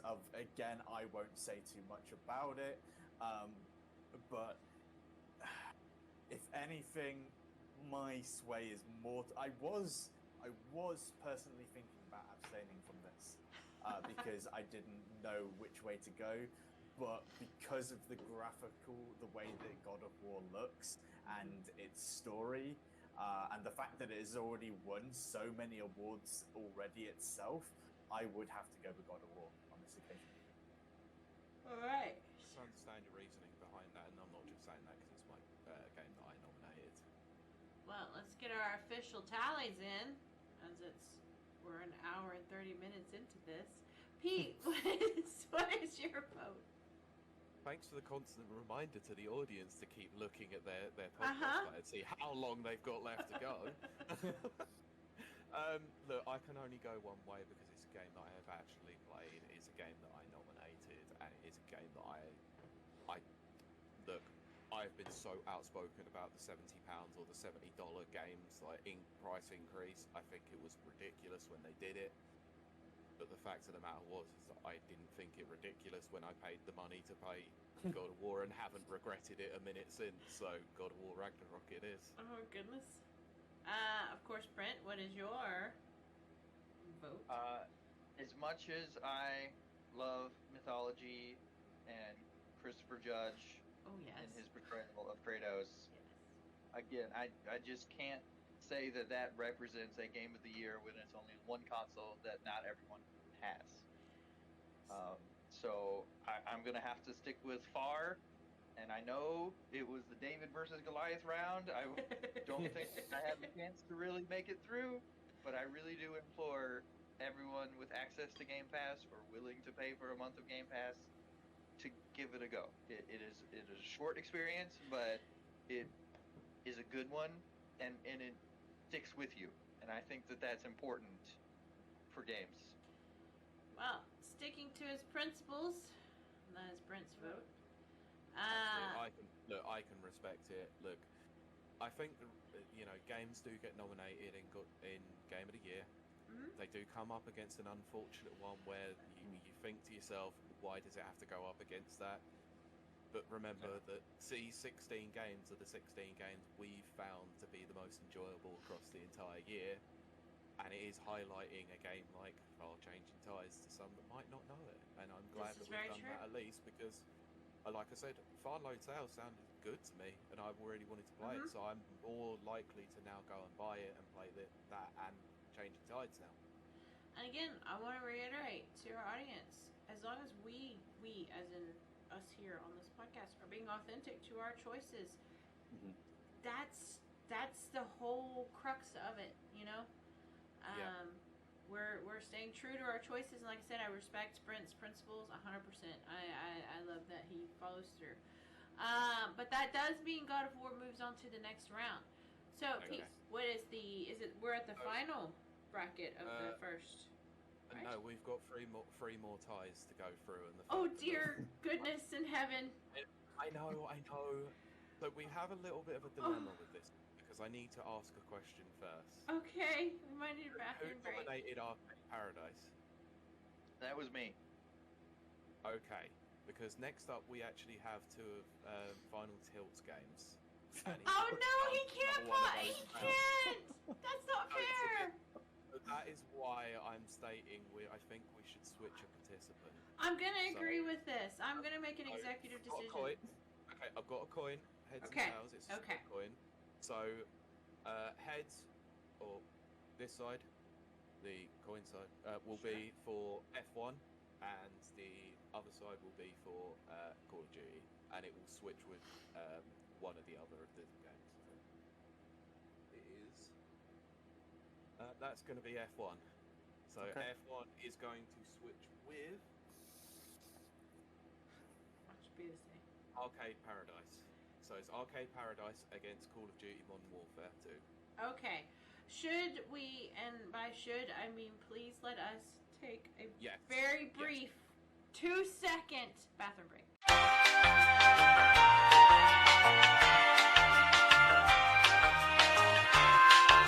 We're back, ladies and gentlemen, and everyone. We're with, I would love to say this is the second half, but I am afraid that this is only the first third.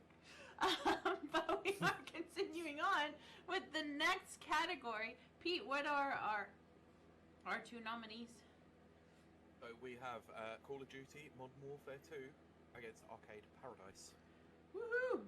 So, do we have a preference for who goes first? I mean, I've not talked for a little while, so I don't mind going first. I'm going to agree with that. Yeah. Okay. Fair enough. So, Call of Duty Modern Warfare 2. Although this is a game I have nominated, I don't think I can say too much on it. And for the very reason of, I have not actually bought the full game. Due to the simple reason of, it's an ActiBliz game. And I don't want to give them any more money. So, any games that they release free to play, I'll happily play. But I'm not going to give them any money. Because, yeah, it's just my own personal view on it. So I have been playing a lot of Warzone and a lot of DMZ. Warzone is very much your very standard battle royale. You either go in as a group or you can go in as solos, whichever you want. And again, there's not really much to say about it. It's a battle royale game. What more do you want me to say? It does have some of the old classic Modern Warfare 2 maps built into it, like Afghan. I'm just trying to think of some others. I actually can't. I think Rust is built into that map as well. But the one game mode that really stands out to me is DMZ. Now, I'm an individual that has wanted to play Escape from Tarkov for quite some time. Oh, goodness. But I'm not willing to pay the price for Escape from Tarkov whilst it's still only in early access. Right. Not going to do it. So I needed something that I could play that was very much like Escape from Tarkov, but not Escape from Tarkov. And from how I feel about it is that DMZ does this very well. Everything that I kind of expect Escape from Tarkov to be is how I feel DMZ to be, but it's a lot more easier from what I can tell, as it's a lot more user-friendly, and it's free to play. So who doesn't like free to play? And that's all I've got to say. Okay. How much time left? 1 full minute. Okay, because I've actually played a bit of Warzone as Oh, well. okay. Do you want to? So I can add some points. Okay. Look, I'm totally with you. ActiBliz definitely not going to give them money, but was more than willing to download Warzone because people at my old job were playing it, and it's surprisingly a lot more enjoyable than I thought it was going to be. Whilst I'm not the biggest battle royale person, it was mostly quite fun to actually have an objectives-based battle royale system. I'm not sure if I'm talking about the same mode that you are, because I'll be honest, I never set any of the game modes up myself. I was never party leader, but what I did play of it, I did really enjoy it. The combat felt much like I was playing an old school Call of Duty game from many years ago when I actually used to be a player. And it still feels fluid. It still feels really nice, actually. But yeah, it's just I haven't played Modern Warfare 2 to comment on it, and yeah, seven quid to go to Activision. Definitely not. Ding ding ding. Cool. All right, Brent, your time begins now. So Arcade Paradise is an indie game that is kind of a mashup of genres. It's one part kind of classic arcade game, one part idle game, and then kind of a little part of a kind of a simulation management game, because you can design your arcade how you wish, and that can actually influence things. It's not for, it's at least initially in the beginning of the game, not for everyone, because you start off inheriting a laundromat. I don't know if it's called that in the UK, but that's what we call it here in the US. I think it's a laundrette. I don't know, something like that. Okay. Laundrette, laundromat, same thing. Yeah. And in the back room, you have a few arcade games, and you kind of realize pretty quickly that those games are producing more money than charging people to use the laundry facilities. So you start trying to focus on that part of the business, and that's kind of how the gameplay loop goes, is you're just trying to make enough money to buy the next cabinet, to put it in your back room, and then at some point you need more space, so you got to try to get some money to buy more space, and that's how it goes until eventually there is no more laundry facility, and it's just a giant arcade. So some people like, some people don't like the laundry mechanic. That's a way to get some extra money, but it can be a little tedious. And I understand that. I just want to be honest with you. Personally, I enjoyed it because I put the Konami code in on the main screen. Oh, that's cool. Otherwise, you're playing these arcade games. None of them, but the newest DLC one is actually a licensed game, because they're so old that you could just make unlicensed version of them. Right. So some of them are mashups. So one of my favorite mashups was GTA meets Pac-Man. I Oh. never thought that would be an enjoyable game, but it is. Okay. Okay. And then they also have some unique games that they've made themselves, that they put into the cabinets, which are also quite enjoyable. And there's a ton of machines. I think there's like 50 different machines. You'll find something that you like. And it really replicates that early 90s arcade era that I got just the tail end of. So I have a little bit of nostalgia for, but not a ton. You have 10 more seconds. Okay. I was addicted to it. 2, 1, bang. Okay. Okay, I would have finished that point off by saying it's made by Wired Productions, Oh. friend of the show, Gareth. So Yes, very much friend of the show. I don't think he's part of Wired Productions anymore, but It's published by Wired. yeah, Just Okay. to be clear. they publish really cool games that is not Yeah, influenced by their friendship to our show. But Pete, even though you already gave some info to Call of Duty, do you want to express your thoughts, give your vote as we hurry things along? Look, I haven't played Arcade Paradise. I'd forgotten about it until it come up in this list. I'd heard many, many good things about it from various podcasts, from various other people. Obviously, the Wilde, the friend of the show connection probably should have led to that, but let's not let that colour my view in any way, shape, or form. Right. We're authentic here. With the Activision Blizzard stuff. Mm-hmm. Because I could very much vote against Call of Duty for that reason solely, but I want to be fair and balanced. So, what am I going to be more likely to pick up and play next? And I think Brent makes the convincing argument for me about the arcade life.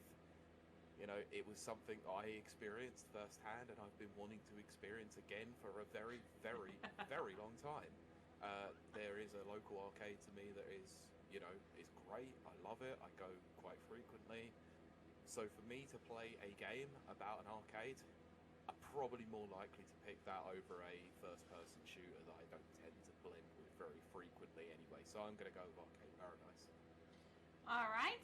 Final Tilt, your vote? So, although I actually have a cabinet right behind That's me, pretty cool. I didn't know about Arcade Paradise. I literally had to Google it whilst it was being explained. I had no idea what it was. I didn't even know such a thing existed. It sounds very much like an arcade, a literal arcade simulator game. Yeah. With a strong hint of customization.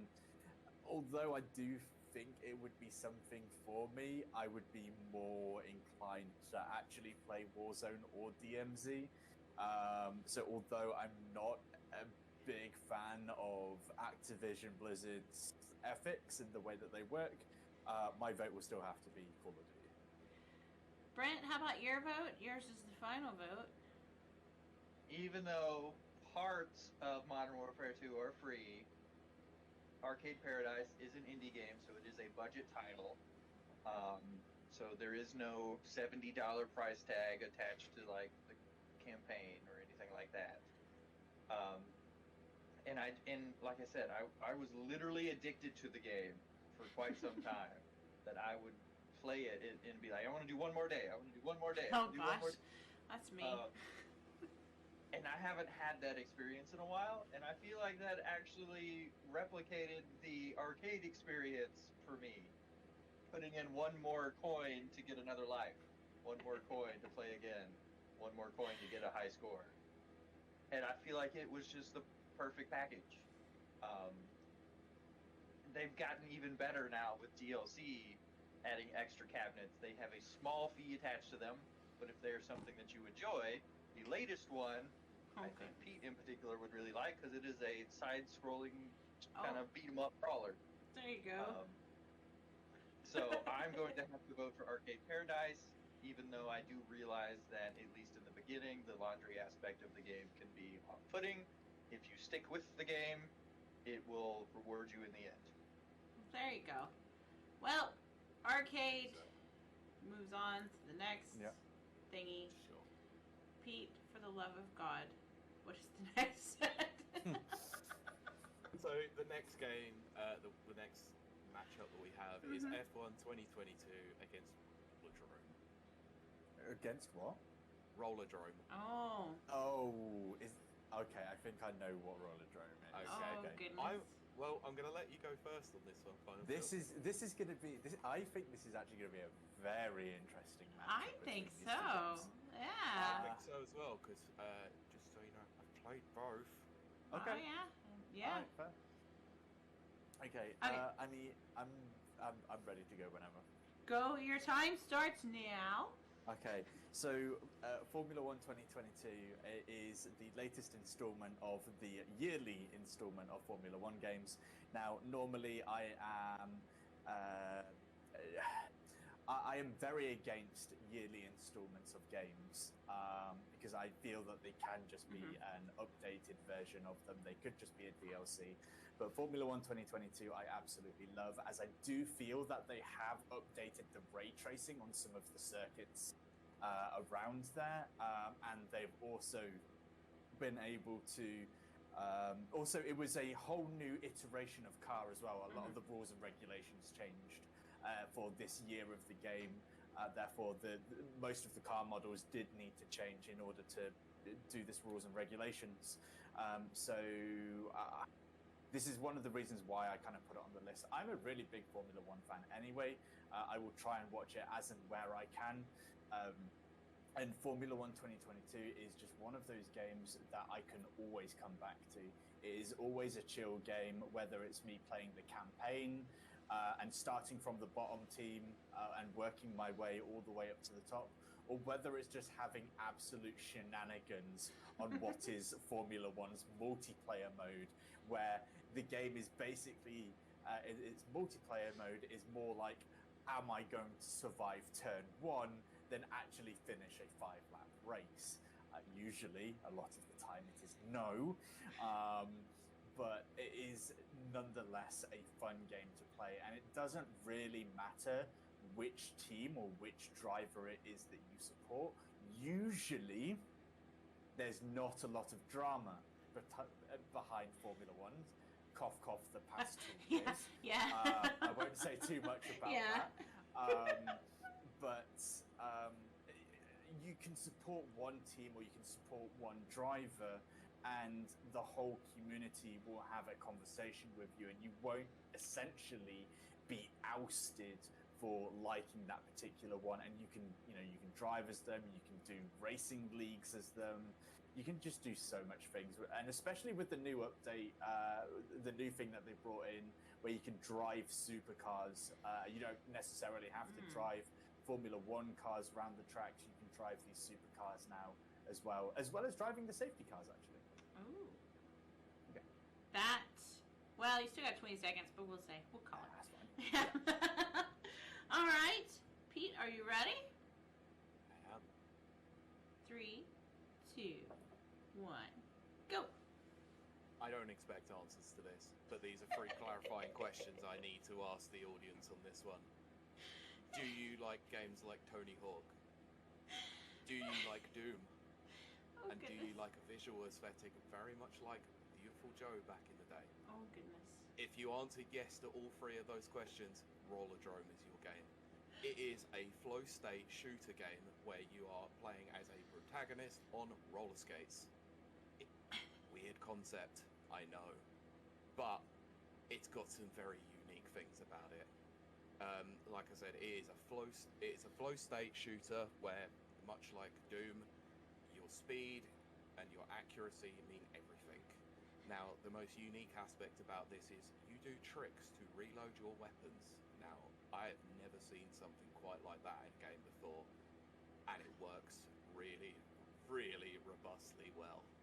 It is a game that is incredibly simple in terms of its control method, but incredibly hard to master because of its enemy placement and its various ranges of different enemies to go across.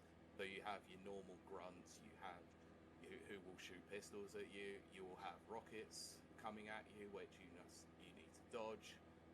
You'll have snipers that are in some very unusual positions that require you to use your brain to actually get to them. And all the while, it requires you to not only use the same tricks all the time, because you will reload less by doing so.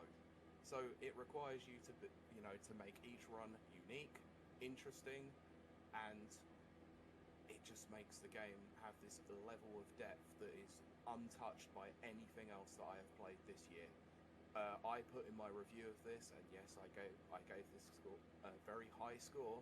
I said that this was a serious Game of the Year contender at the time, and I stick by that. Visually, it's striking. Its unique color palette is something to be observed and seen in person rather than just watching a YouTube video. The way it plays is incredible. The unique ways that it uses the DualSense controller on the PS5 version is something else as well.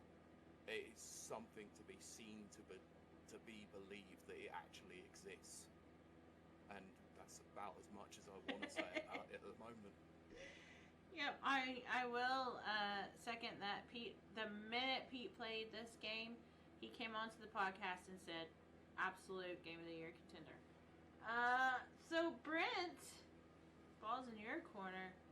Where do you lie on this debate? Well, I do enjoy racing games. Yes, yeah, that's what I was thinking. I have played several iterations of the F1 series, including F1 22. I think it might have only been a trial version, but I did get to experience it at least. And even though it is the next iteration, and it should be going forward, I actually think it went backwards a little by cutting out the classic racing. That was my favorite part of previous entries. I liked reliving the late 70s F1 era. That's my favorite era. F1 racing, and they just completely removed it with the newest iteration, and I don't feel good about that. Rollerdrome, on the other hand, I have not played. I have heard of. I've seen videos of. I've read Pete's review of, and I really want to play it, especially after hearing him explain it, kind of in his fashion, I guess. Has really hyped it up for me. So I think I'm gonna have to put my vote on Rollerdrome. All right. Final Tilt, do you have a final vote? I hate to do this because obviously I love Formula One. I do agree with the whole removal of. Oh, wow. As in, I agree with your statement about the removal of classic races because I know earlier iterations of Formula One gave you the option to go into these special events where you could go into.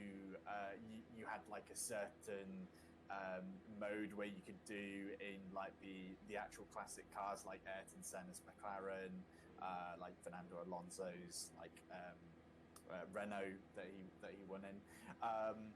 But honestly, after Pete's description of Rollerdrome, I think my vote is gonna have to go to Rollerdrome. I really want to play it. Oh wow! Overwhelming majority, Pete. Won over by your passion. Rollerdrome advances. Well, let me just say, because like I said, I played both games. This was tough, actually. Not the biggest racing fan, especially simulation racing. My God, is F1 2022 really, really good. It's really good. Like you said, I played this on PC actually, like through the EA Play trial. And it runs utterly flawlessly on PC. Does. I was really surprised by that because EA have not, and by extension Codemasters, are not well versed with the PC sort of side of things. So to get a game running that well on PC, I was massively surprised about. I played it for about an hour, and I was blown away by it. Like the graphics itself, like it really did feel like I was actually inside the cars. It was ridiculous, and I think this is. Whilst I think Rollerdrome is probably the most unique game I've played all year, I would have been hard pushed if F1 had come up against anything else because I really do like it. Yeah. So yeah, slightly hollow victory in this one. Well, but a victory it is. So we got one more. Okay, we have. So I need to clarify this as well. Okay. Whilst we did switch the games, so. Obviously, Arcade Paradise went against Call of Duty. Yeah. It does mean that we are swapping them back for how they originally were. It's just for the sake of what was going on at the time. So basically, it means that Arcade Paradise will go through on where that was supposed to be, basically where Call of Duty was supposed to be, pretty much. I'm going to take your word for it. Just ignore me and just essentially go with it because I screwed this bracket up quite massively and I was hoping to put this out as a link afterwards. Not going to work now. No. So, anyway, the last game of this round is Lost Ark against Citizen Sleeper. Okay, who are our arguers, our debaters? I'm Lost Ark. Who's Citizen? Brent? That would be me. Who wants to go first? Brent? I would like to go second, to be honest. Okay. Okay, that's fine. All right. That's part of the game as well. Oh goodness, here we go. Okay. Just give me 1 Sure. second, real quick. Oh dear. Okay, so all right, it was published by them. Okay, that's fine. Okay. Okay, yeah, I'm ready. I just needed to check who it was published by again. That was all. That's fine. That's Okay, perfect. fine. All right, your time begins now. Okay, Lost Ark is an MMORPG. Now, admittedly, I did ask this question before I had it in my list Admittedly, Lost Ark was originally released in South Korea, I believe back in 2019, but didn't get a release in the Europe and the Western countries until this year of 2022, and it was allowed, so it's fine. It's been published in the Western countries by Amazon Games, and it is an MMORPG that runs itself on the Unreal Engine 3. Now, I've got a lot of good things to say about Lost Ark and a lot of bad things to say about Lost Ark. The bad things that I've got to say about Lost Ark, I lost a shit ton of my time and my life into this game. A lot of us, we had a massive group when it got released. Took time off work to be able to play this when it came out. And just like Amazon Games' other MMORPG that they released, New World, there was issues with logging in because the servers just weren't great. The servers weren't able to handle it, and it was just a big mess come launch day. However, the gameplay of Lost Ark is very much your Diablo-style MMORPG game. I mean, what more can I say about that? It's just a lot of fun to play, and the best thing about it is that it is immensely fun to play with friends. If you get left behind, then it becomes unfun to play. But as long as you've got a group of friends that are willing to play it and not advance forward until basically all of you are ready, then you can obviously move forward. The class system is great. There's multiple classes, multiple races that you can play. Again, with it being an MMORPG, the stories in it are vast. You can choose whichever route that it is that you want to go down, but there will always be that main storyline that you can follow. And the big bad end game bosses are always fun to team up against and complete, as well as having kind of mini mid game bosses that you can do. So like world bosses. So in particular regions, you will have a spawned boss, and there are just like 20 to 30 of you that just descend on this one world boss just to get all of the loot. But although I spent a lot of time into it, I would definitely go back to play it if I had friends that were playing it again. Excellent. Oh, wow. Like, bam, you finished right at 3 minutes. That is wild. That's crazy. Okay, Brent. Seems like someone else knows their 3 minutes too. Yeah, exactly. It was like, bam. That's so funny. Okay. Brent, are you ready? It's probably more if you guys are ready. Oh, here we go. This is the one in my heart. Oh, we got our emotional argument, and which Brent is a master at. All right, Brent, your time begins now. Citizen Sleeper is the sleeper hit of the year, and I firmly believe that. Oh. This game, although an indie game, I've never had a game, not just this year, but ever in my life, my 30 years of playing games, ever make me think and feel as much as this game has in such a short amount of time. At its core, the game seems bare bones. There's no voiceover, it's all text, there's not a lot of graphics, but I think that actually enhances the game in a way that you're not distracted by all that. You actually get to think about specifically the choices you're making and the consequences that come from that. And by the end of the game, you have all kinds of questions that you want to find an answer to in yourself. What is life? What is being a person that can interact with other people? You know, what does it mean to even exist? Oh, goodness. All these questions that pop up as you play this relatively short game. The gameplay-wise seems so simple, but is actually quite deep. Depending on your health each morning, you roll a number of dice. So it's just 6-sided die. And then you choose actions to slot them into in that day. And depending on the number that you have, depends on how successful you are. So it seems straightforward, but it actually is quite deep. And again, I think that system just enhances the whole experience of the game, where you're not bogged down by all these complicated systems, and it's just a simple, put this number in this slot to do this action, and you get to think more about the specific action and what comes next. And I really think the game respects your time as well.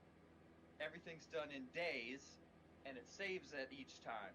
So even after you get to an ending, if you're not happy with it, you can just reload the previous day, and you don't really have to lose that much of your time to choose a different path.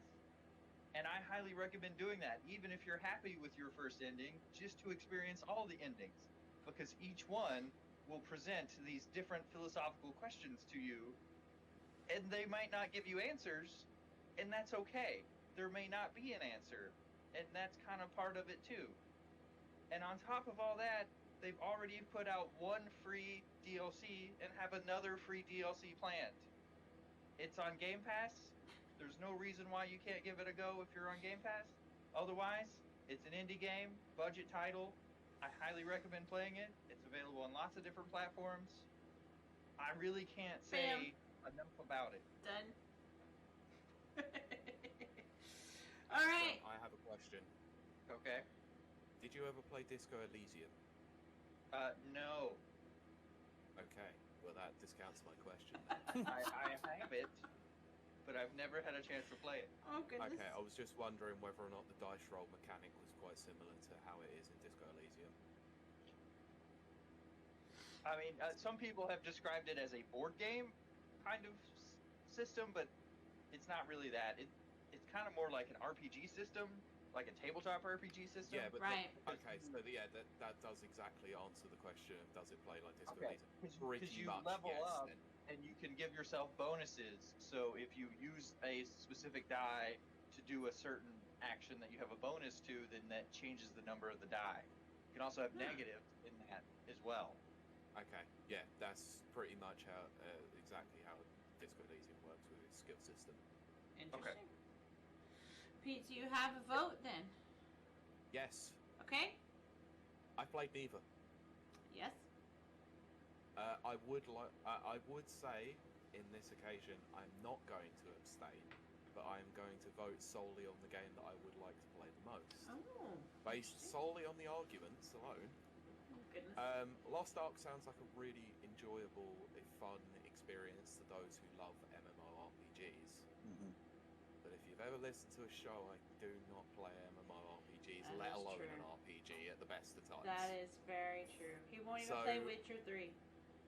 So whilst it is a disservice to say that Lost Ark might not be an enjoyable game for me because of that reason, I've just looked at the screenshots. It looks unreal. Like graphically, it looks Haha, incredible. unreal. Like, I know. So tired. I almost like it was a choice to say that. I'm so tired. So, look, fair play to Lost Ark for coming out the way that it did. You know, it recovered from there. Mhm. You know, No, it's that is always true. quite hard for an MMO to ever recover from a rocky launch period to still be in the conversation for Game of Year. Plus Fair Amazon enough. games. Can't. That was actually a point against it, if I'm honest. I heard what I'm because- saying, yeah. Yeah. It's pretty so, good on them because. So, whilst I would like to put Lost Ark through, I cannot because just looking at the screenshots for Citizen Sleeper, listening to every single podcast that I have this year that have raved so heavily about Citizen Sleeper, and it being on Game Pass, I think that's an instant choice for me. Luke, Final Tilt, I mean. Sorry. No, Drink a so- lot of wine. no, that's fine. I think I'm gonna have to stick with my guns here. Although I really like the sound of Citizen Sleeper, because I am an avid D&D player, and it sounds very much D&D like. And you know, that's one of the reasons why I'd like to play it. I don't really like. I mean, I like games to escape from reality.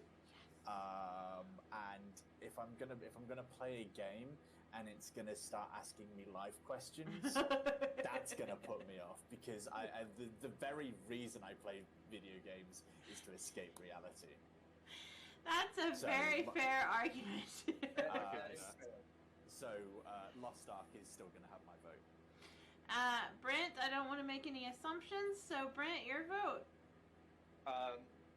This is the one. This one's going to the top. It's going to the finals. There you I'm go. not going to let it down at any point along the way. There you Citizen go. Sleeper to the end. All right, Pete. For the love of all that is holy, what is next?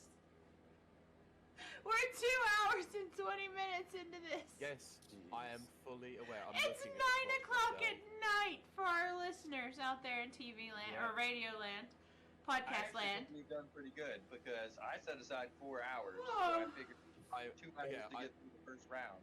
I said TV. I'm gonna say silly things. I know. To be fair, we've got through this one quicker than we have done in previous years. Oh my goodness. Okay. But yes, we are now on to the quarterfinal stage, so it's going to get quicker from here. Okay. No explanation of games, just nothing but sole arguments now. Okay. So the first game that we've got up, as you can probably gather from the bracket as is Teenage Mutant Ninja Turtles Shredder's Revenge against Metal Hellsinger. Oh! Okay. Oh my, an upset for our listeners. I'm going to start counterclockwise for me. Pete, what is your vote?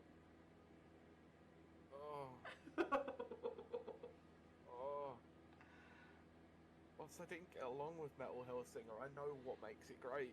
I know what makes it great. And I'm really interested to keep playing it.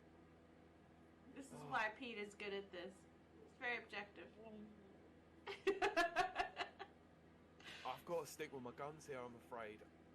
Teenage Mutant Ninja Turtles Shredder's Revenge is my top game of the year. Like, without a doubt, it's the best game I've played all year long, and that's coming up against bloody God of War Ragnarok, for Christ's sake.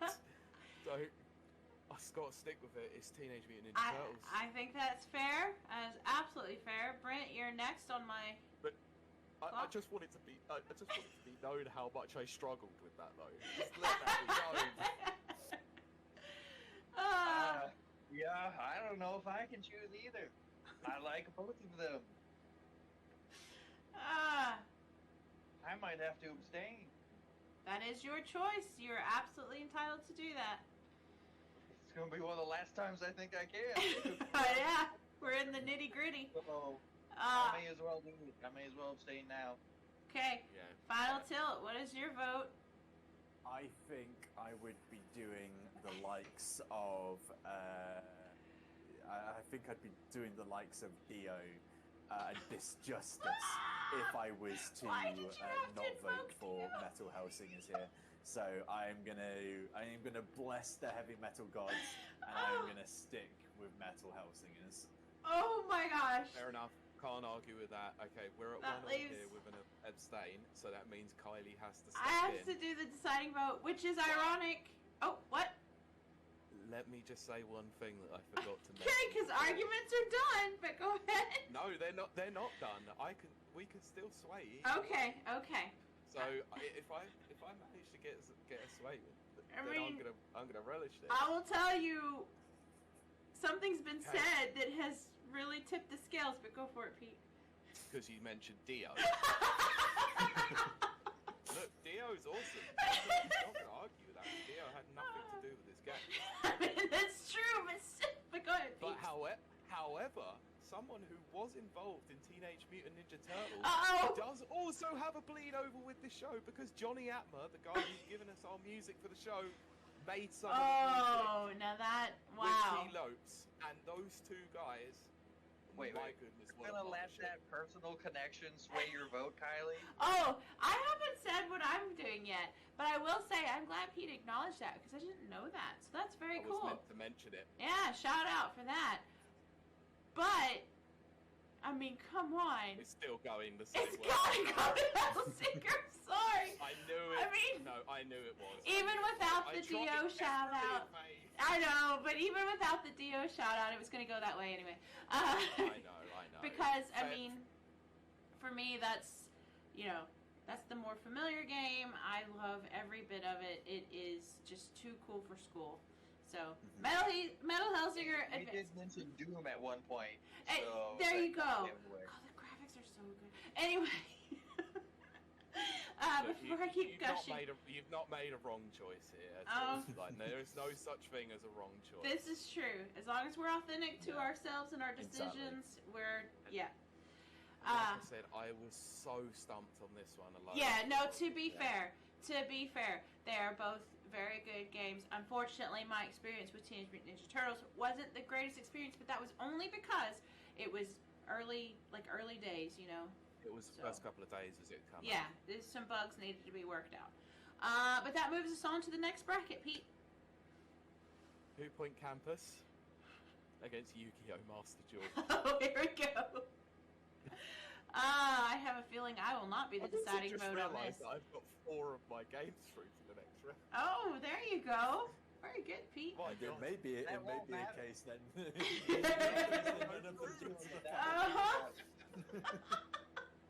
Yeah, that's All right, I'm going to go the opposite way this time, just to mix things up a bit. Final Tilt, what about you? What's your vote? Master Duel, hands down. Yeah. Hands down. Not a surprise there. Brent, what about you? I'll be honest, I've already marked this, by the way. As an overall package of introducing me to so many things beyond the game, I can't discount that. Okay. So I'm going to have to choose Yu-Gi-Oh! Okay, and Pete. Just My so you vote can. means nothing, It but doesn't matter, it's. Revote 2 Point Campus. Yep, you stick to your principles. That is what Like counts. I said, I'd already marked it. Yeah. All right, next bracket. So next we have God of War Ragnarok against Arcade Paradise. Wow. Oh my gosh, and I'm starting with Brent. Brent, what's your vote? Yeah, I know, I think I got to stick to it. I can't vote for something only on one platform. I just can't. So I'm going to vote for Arcade Paradise. Principles It's as simple win. as that. Pete, what about you? However, I can vote for something that's only on one platform because it is that good at the damn game that it shouldn't matter. So I'm going with God of War Ragnarok. All right, final tilt, final vote. Sorry, it's got to be God of War. Wow. I mean, the graphics, the storyline, it's everything that I would want in a game. Oh, very true. All right, God of War makes it through. Don't get me wrong, though, Brent. You made a very convincing point for Arcade Paradise, and I'm probably going to pick it up after this. Yeah, I as definitely long as will. other people play it, I'm happy. Yep. No, I definitely will because it's right up my alley. That's exactly what I love. Yeah, I was genuine in what I said when we put it through. I really do love the arcade experience, and that's something I'm interested in. So, next up, and the final game of the quarterfinals. See, we're hurrying through. I'm glad. We've got Rollerdrome Uh-huh. against Citizen Sleeper. Oh, dear. Here we go. I'm going to start with Pete. This is the only time I'm going to do this. Uh-oh. I'm going to abstain. Oh, we've got an abstentia. Final tilt, not vinyl tilt. Final tilt. What about you? Your vote? I mean, both games do sound good, but with my point earlier that I like to use video games as a way to escape from reality, and just because I absolutely love the sound of Rollerdrome, it's going to have to be Rollerdrome. All right, Brent, make it official. I said I'm going to stick with it. I fully believe that this should be Game of the Year. I cannot talk about it enough. As much as Rollerdrome sounds interesting to me, and I want to play it, I have already played Citizen Sleeper. It's available right now on Game Pass. Anybody listening can go play if they have Game Pass. No need to save up money to buy another game. I just can't recommend it enough. The story is great. The characters are amazing. I have to go with it. I have to stick with Citizen Sleeper. Oh, goodness. That means final vote comes down to me, and I'm going to ask for 1 minute, no more than 1 minute. I want a reason from each of you, because I can't make a decision yet. I don't care who goes first. I don't need a minute. I'm just going to tell you now. Rollerdrome is the more unique game. Okay, Brent, what about you? Well, first of all, I disagree with that. I was gonna say. Like I said, I have never played a game that sticks with me like Citizen Sleeper has. That Okay. has pushed the envelope with trying to get people to create a philosophy for themselves and their life, and maybe somebody that plays it may actually become a better person because of it.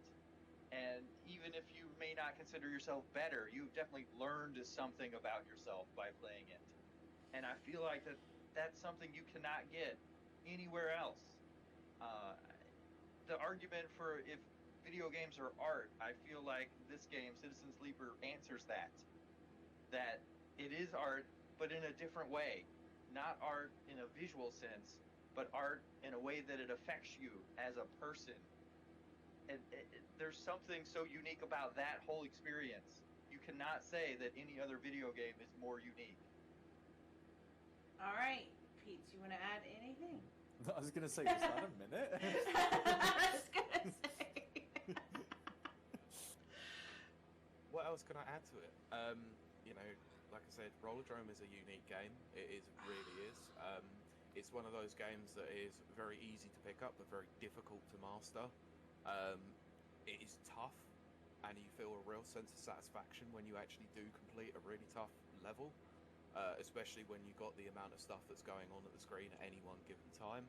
It's really, like, the way that it introduces new enemies, new mechanics, like sporadically across the game, makes you learn a lot more from it that you can then go back and use in other levels to get a better run, to get a better score. Okay. I think this is more pick up and play than anything than what Citizen Sleeper would be. Citizen Sleeper sounds like a really good experience, but I think if you want perfection, mastery, you know, using all the skills available to you, Right, I think Rollerdrome would be one. That's your minute. Okay, this is very, very tough for me. Because Rollerdrome, on one hand, is a game that I would pick up and play. That is literally something I would go and download. Citizen Sleeper is not something I would go and download. Citizen Sleeper, though, asks the higher questions, which, as we know, I love higher questions. I love philosophy. But, at the same time, much like Final Tilt, I play games to escape. So this is actually very, very, very, very, very tough for me. I wish I hadn't sustained now. Yeah, I kind of wish you hadn't either. This is tough. No matter what I choose, I want our listeners to please go out and try both games, because I think both people have put forth passionate debates, passionate arguments for their side. But I hate this. I hate this. Pete, why did you put me in this position? Brent, let me just say that you have made a sale of Citizen Sleeper from me alone. I will say that. That's why I abstained. I said I was going to the finals. That's not good enough. Oh, Brent, no. You can't do that, buddy. Sure, I can. You haven't voted yet. I can sway you right now. As much as I've talked about all these higher questions and having to think and all this, it really is a video game at its heart in a fantasy setting. You're not forced to think about these things. That. You can just play the game how you want. You may never encounter these situations that ask these questions, depending on your choices in the game. You may just have a normal sci-fi game experience by the end, depending on your choices. Well, okay, let me counter that point. The counterpoint to that is there is a reason why I specifically didn't talk about Rollerdrome's story, because the story is ineffectual. It's not needed, because it remembers the fundamental thing of why we play video games: to play a video game, not to ask questions about life. okay, here's what I'm going to say. I'm going to be very official right here and say that what it's coming down to is not coming down to their arguments, because they've both put forth equal 100% passionate arguments that they're equal. Every year this happens, Brent. It'll always be in you, isn't it? It is. Well, I've had one more tidbit. This Okay. is on Game Pass right now. You can Well, play. yes, I Exact moment. do like that. You can go and play Rollerdrome for very cheap, and also on PC. I'm gonna tell you straight up, our audience, what it's coming down to. Oh, I wish it hadn't come down to this. Screenshots is what it's coming down to. Oh wow! Oh dear! Really going down this route. Wow. Yeah. I wonder who's gonna win this one. Okay. Wow. Oh, Pete, man, this sucks. This sucks so bad. Why did you do this to me? Chaos. Okay, here's what I will say. Here's what I'm gonna say. Pete has backed Rollerdrome since day one. Like, he messaged me after playing it and said, "Game of the year, play this game. It doesn't matter. Just go play it." I'll admit. That was after 5 minutes, by the way. Yeah, and I will admit I've had a shaky year, Wow. so I didn't. I did that too in the general chat. I don't know if you saw. Yeah. I also did it when I was on one of the podcast episodes. I said I had already Yep. chosen my game. So what I'm about to say is based purely on judging a book by its cover. Now, whatever our audience thinks of that of me, whatever Pete may think of that of me, whatever Brent may think of that of me, I accept that fully. I'm gonna have to go Citizen Sleeper. This is such horse shit. I'm so sorry, Pete! I'm so sorry! I was with you! I was with you because I know how passionate you are about this game. Like, I want our audience to know Pete has literally backed this game since day one. What do you think I just said? This is horse shit. I know, exactly. But Look, I can't argue Holy it. Look, crap, I the abstained my graphics are- vote. If I would You have did! through, I would have said it. I thought it was a power play, alright? no, don't do power plays with me. Again, autistic. I'm gonna miss it. Don't do power I plays. know, but I just thought it was a play. I thought it was going to... Oh, I don't know. I don't know what it's doing. Pete, it's 100. And you know what? Whatever our audience may think of me, again, I accept it. The graphics are lacking severely. I know it is. I know that's think- probably one of the only things that lets Rollerdrome down, but I think that art style alone is so that it doesn't become too clustered, like with Yeah. everything that's going on at the time. I was gonna say I've not seen screenshots of Rollerdrome, but when I hear it and when I hear the name and when I hear of the explanation, I don't think of anything like realistic. I think of like neon, essentially very neon type colors. So Well, you aren't too wrong there. I was gonna say, Like, you're it not is a very far sort of off. Great. Yeah, it's cell shaded. It's cell shaded, yeah. Which it's not quite neon colors, which they probably should have went with, but we're still in that. Disagree. That's just me because I love neon colors. Oh, I know, we're but I in feel the. like a lot of games now use the neon art style. That is Yeah. true. Now you are correct about that, Pete. But it is cell shaded, very minimalist Okay. style. Whereas Star Citizen, of course, is a fantasy style game. Citizen Sleep. I mean, Citizen's like, oh, that's Star Citizen. Oh my gosh. I even mentioned that the graphics don't really matter. They intentionally made them so they don't take away from the experience. They're minimalist, but in a different way. They're very it's very fantasy sci-fi. It's very typical, but they're there. Where's Rollerdrome? Come on, guys, you got a good game there. Step it up a bit. But I still want our audience to go out there and try both of these games regardless, because Pete has been so passionate about this, so passionate from day one. That I know Yeah, it's a good game. I just know it is. Look at the synopsis of my review. The whole thing. I know. This is a serious game of the year contender. He has said it from day one. Day one. And it didn't even make semi-finals. Oh gosh! I feel terrible. Semi-finals as well. Oh, I feel terrible. But I have to go. I'm a graphic artist. I do judge books by their cover 100% because I design book covers. Can't argue with it. Them's the breaks. That's how it works. I shouldn't have abstained. It would have sent it through, you know. Yeah. Yeah. That's all right. It's okay though. We got this. We probably got a lot of people in our audience that are gonna play it now. So Yeah. more money's for the developers. Including myself. There you go. I mean, And more money for the developers to sit to sleep because I'm going to go and buy that immediately after we finish. But what platform would you recommend it for? I told you it's on Game Pass. Well, you don't even gotta go buy it. Just play it on Game Pass. But Okay, it's I'm available. literally gonna do that after this podcast. After Yeah, I'm going to go do the same. If you want, it's available on all the platforms. So choose a platform of your choice, whatever you prefer. Okay. If you like mouse and keyboard, do PC. If you want to play it on the go, get it on the Switch. I nice. don't care. It's the same experience either way. Nice. I mean, if you want the best of both worlds, get on the Steam Deck.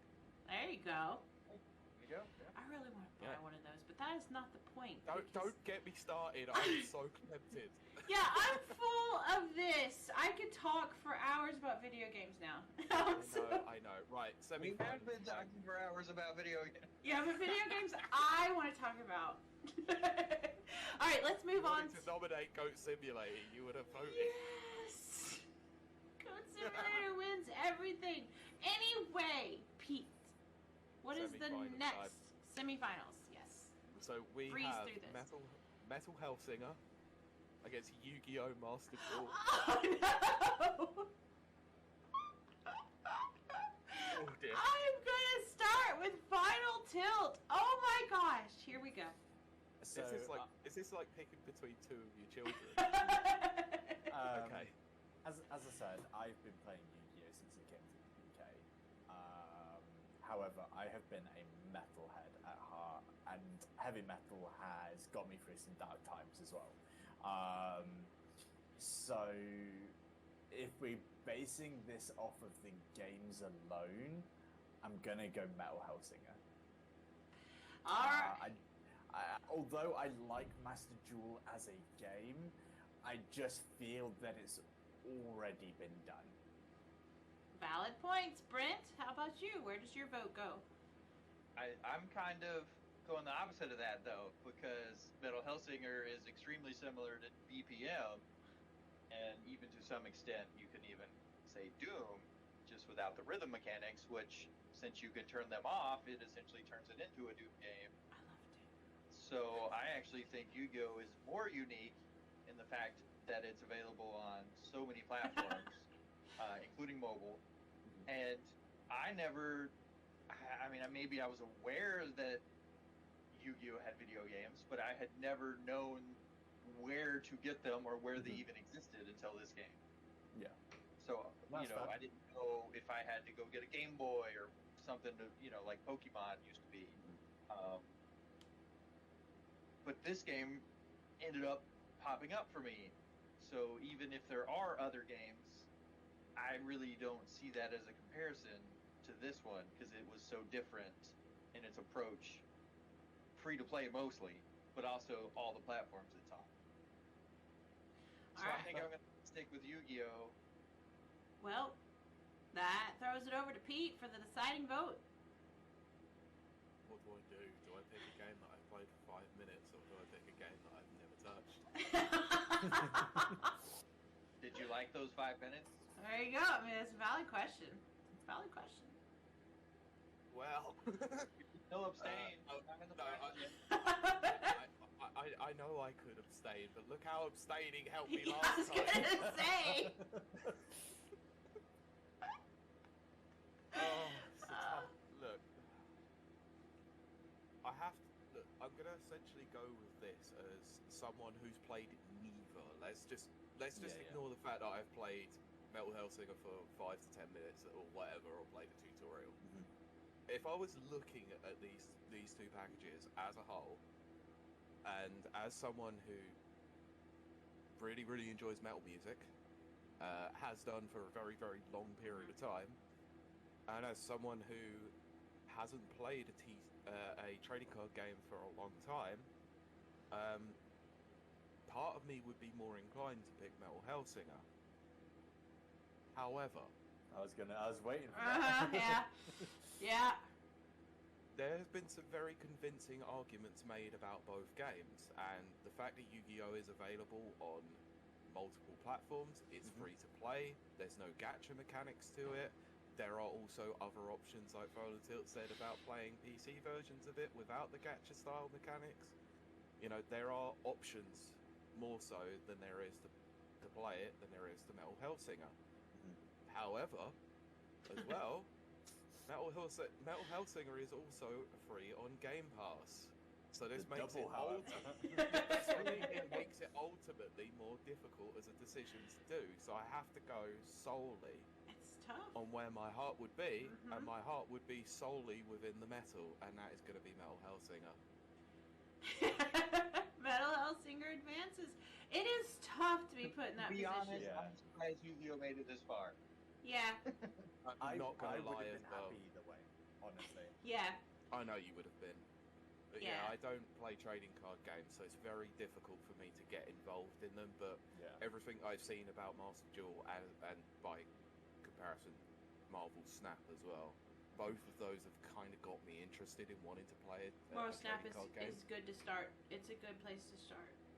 Okay. Yeah. All right. So next. Second semi-final, God of War Ragnarok against Citizen Sleeper. Oh gosh, I was about to, and I'm starting with Brent. I really thought that this was going to be the final, to be honest. Oh my goodness. Not gonna lie, I thought it did too. Oh, for the love of God, nobody abstain. So right, let's all abstain for no reason. No. I feel like my vote, you already know. The multi-platform thing, how much my heart is in Citizen Sleeper, but I also want to mention one thing that hasn't been mentioned before is accessibility. Citizen Sleeper theoretically can be played if you're completely blind. With its text-to-speech function, because that's all there really is text. You could enjoy the game and its story if you're completely blind.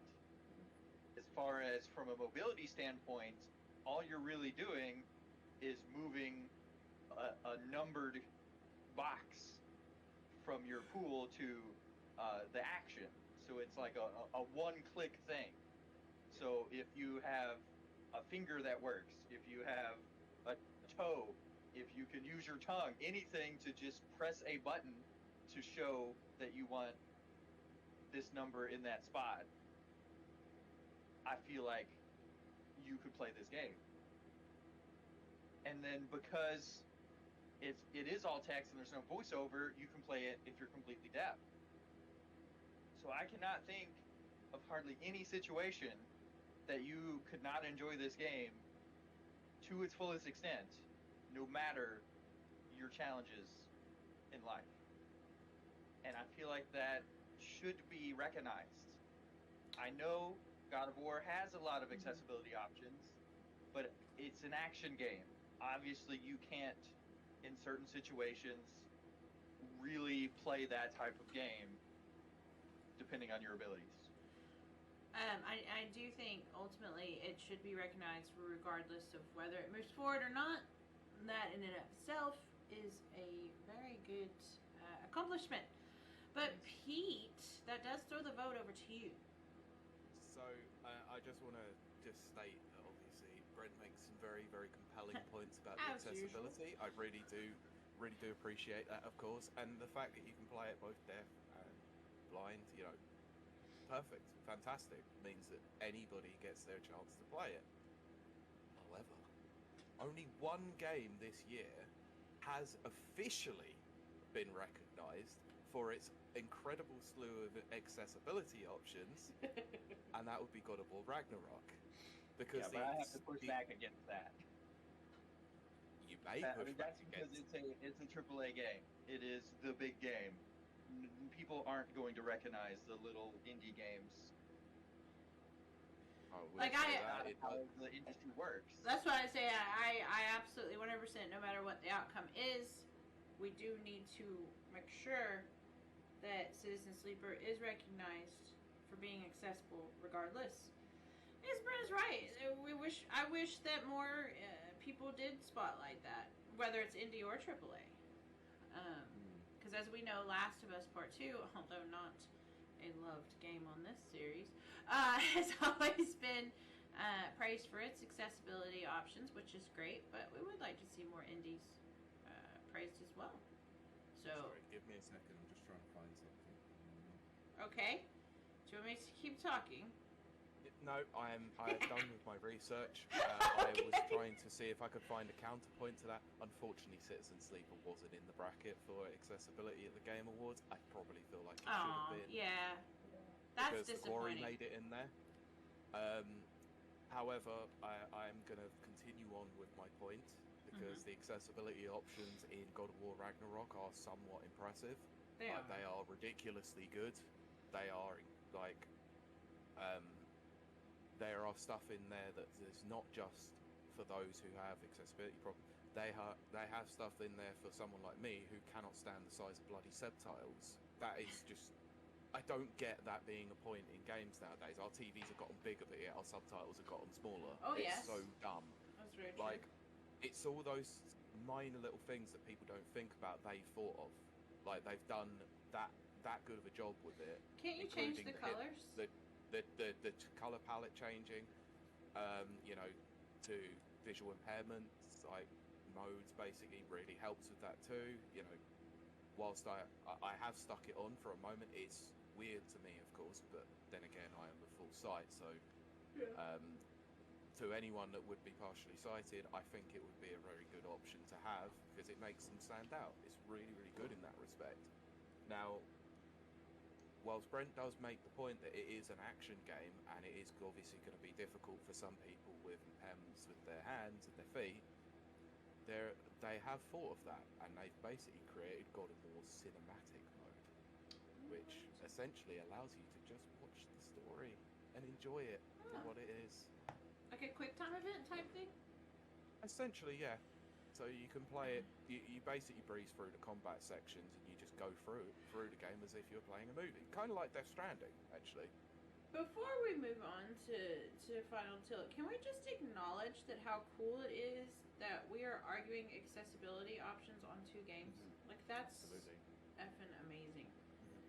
Yeah, I can't believe And it's I also so want to point out that's usually my thing. It is your thing. It's 100% Brent's I thing. don't want to say Pete shouldn't have brought up those things. But it kind of feels like he's stealing my argument from me. No, I mean, in fact, hold on. No, I'm using a counterpoint. Thank you. Brent is our accessibility champion. He is. Yeah, absolutely. Final Tilt. Do you have a final decision? I do, and do you know what? I've been thinking really hard on it. In order to, I'm not going to say it helped sway my vote. I know what God of War looks like. I don't know what Citizen Sleeper looks like. I did go ahead and Google some gameplay screenshots of it. It didn't sway my vote. It is just a case of I needed to see the comparison between the two games. And I love the discussion that was had about accessibility. It definitely needs to be included a lot more by a lot more developers. Again, not just indie, but obviously AAA. And it's great that both developers in this particular instance have done that. And I actually didn't know that God of War had that cinematic mode. Now, the only thing that I would say about accessibility is that if there is a game that doesn't necessarily have those accessibility features, there are potentially companies out there like Special Effects that do help with essentially accessibility features in order to play video games. So it's not completely unheard of that essentially a third-party company would be able to come in and help people of needs be able to play games, whether it be like God of War, whether it be things like Forza. Obviously accessibility should always be there as a thing, but as from what I've heard and from what I've seen, I'm sorry. I'm sticking to my guns here. I've got to go God of War. I'm sorry. It's just if there was any game that I was going to particularly pick up and play and could see myself playing for hours on end, it would be God of War. For the graphics alone and for the storyline. I've not played it myself, but I've heard that the storyline is great, and that is something that I'd want to be a part of. Well, I think both sides have presented very good cases. And also, I absolutely love shining a light on accessibility because it needs to be... A slight thing about the special effect is that they focus, or I guess can only really do hardware. Yeah, I was going to say, they're more hardware. So, even though that is a good thing, if we can put those accessibility options in at a software level from the actual game developers, that is a much better scenario. Yeah, you absolutely. Ain't wrong there, that's for sure. That is absolutely 100%. Not to discount what special effect does and their great work. Just of course. Clarify a little for our listeners. No, I do agree with you. It should be implemented at a software level to then enable the hardware level as well. Yeah, absolutely. But that does mean God of War progresses this time. But having said that, Citizen Sleeper. Citizen Sleeper. I want to call it Star Citizen. I don't know why. I know. I'm very bad. But Citizen Sleeper has hopefully gotten exposed to a much wider audience. We have a global audience, literally. Like, it's literally, we even have people listening to us in Japan. As far as Japan, we had someone from Iran listening a couple months ago, which was very cool. Very, very cool. Technically last month. So hopefully this opens the doors for a lot of people to be exposed to it. Absolutely made a sale out of me. It was something I know I'm said sale again, but hey, you know what I mean. It's the download. But I'd seen it, I'd heard a lot about it, and yet it still didn't get my interest enough. And yet Brent's convincing arguments have been more than any podcast have done all this year. Let's not lie here. You have me on earlier. I was just say, Brent, if you need someone to argue on your behalf, Brent should have been a lawyer. Brent is your guy. He is the Chad of emotional arguments and can do it quite well. Yeah. Quite he made definitely. me change my vote from freaking my favourite game of all time to Warframe, a game I've never played in my life. So, yes, he makes very convincing arguments. Brent is very good at that. Very good. But anyway, that's God of War. It's the next bracket. What? Oh god, here we go. This is the final, everyone. Okay, what is the final, Pete? I know what this is. Oh gosh. It's Battle Hellsinger against God of War Ragnarok. No! Yeah, I really wanted it to be like a Metal Hellsinger versus Citizen Sleeper. I know. Whatever. Would have been nice, to be fair. Oh, well, but Pete abstained. How the randomly generated bracket turned out. Yeah. And again, reiterated for our audience, we are all staying truthful to ourselves, which I love and adore. You will not see any kind of outside influence of advertisers or anything like that, you know. And as you can see, all three of these wonderful gentlemen are sticking to their principles, and I respect the heck out of that. And I hope our listeners do too. Does it feel like this is the wrong time to say that this podcast is sponsored by Santa Monica? Oh, that is not true and never will be. I am absolutely kidding, of course. Yes. No, if anything, it'll be Game Pass. I was trying to do that mid-YouTube moment. Yes, exactly. But before we carry on. What is that game? Raid? There you go. Raid Legends. There you go. Raid Shadow Legends. Yeah. We may as well be sponsored by Citizen Sleeper at this point. There you go. Exactly. I might reach out, see if I was gonna say, Pete, actually reach out. Maybe we could talk to them. Yeah, maybe. Anyway. Oh gosh. War Ragnarok. Here we go, guys. Here we go. So, for this last one, shall we make some final rebuttals or final points that we want to make? Some final arguments? I think that's fair. This is it, though. This is your last chance. Okay, I'll allow Final Tilt to go first. Okay. Okay, so this is going to be really difficult. I've said throughout this whole episode that I love graphics and I love storylines, and I could see myself for hours playing God of War. The only issue is that I don't want another AAA game to become Game of the Year, because it happens every single time, right? Obviously not specifically talking about this one, but I mean just in general. It happened to Skyrim, and look how many versions of Skyrim we have now.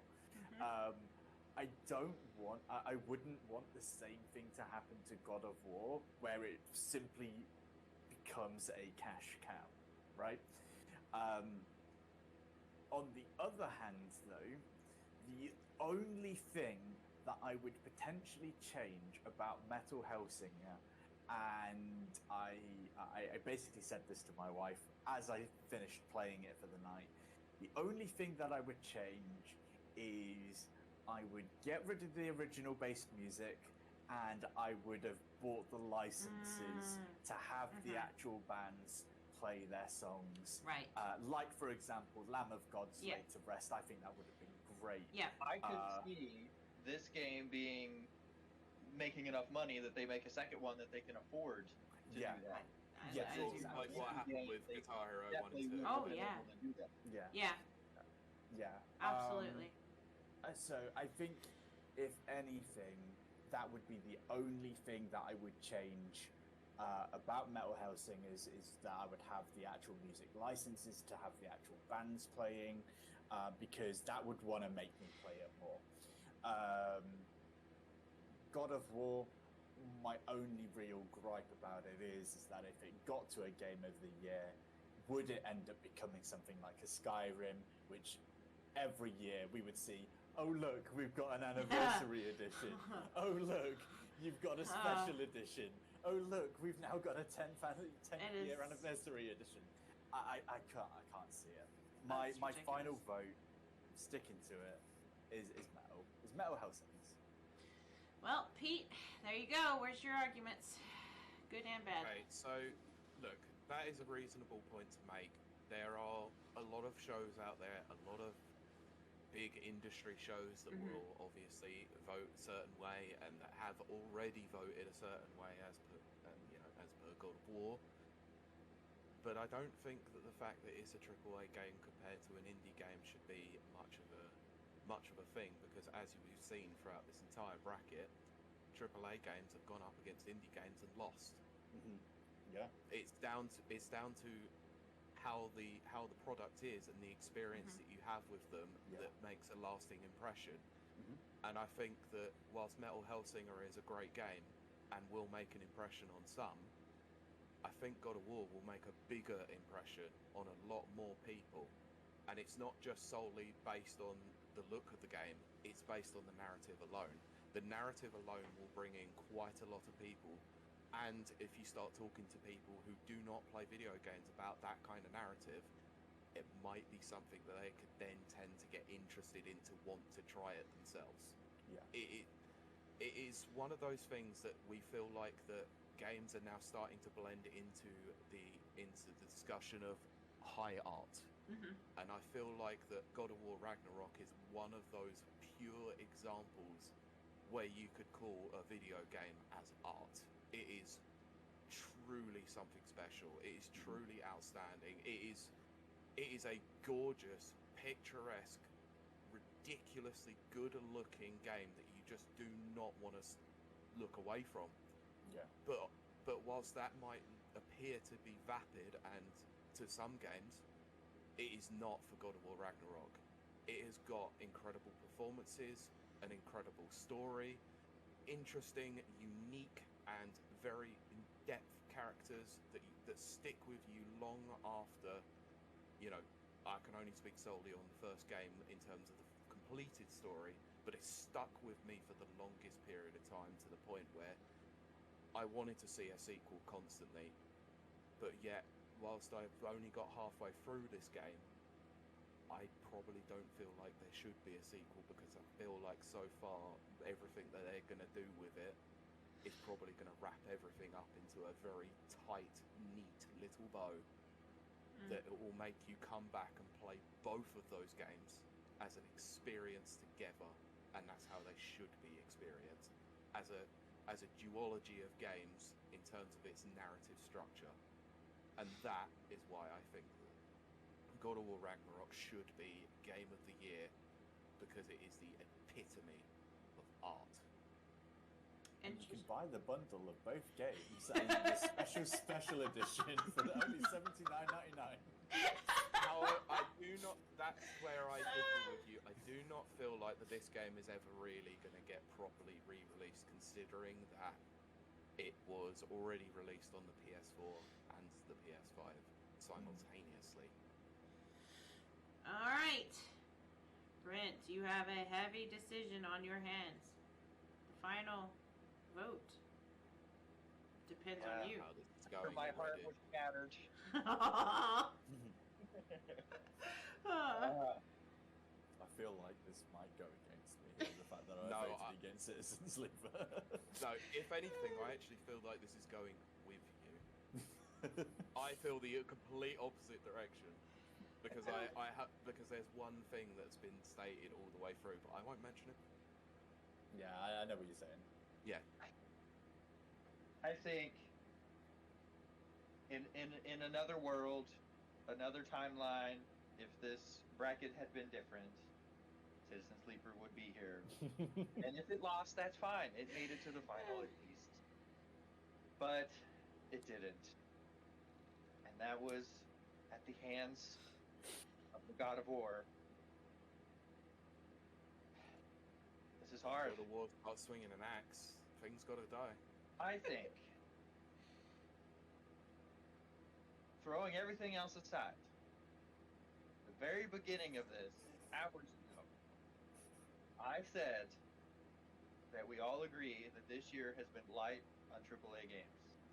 Yeah. That is true. So the fact that God of War has gotten to this point, in my opinion, may not actually be because of its merits. I know it has them, but it may be because it didn't really have any AAA competition.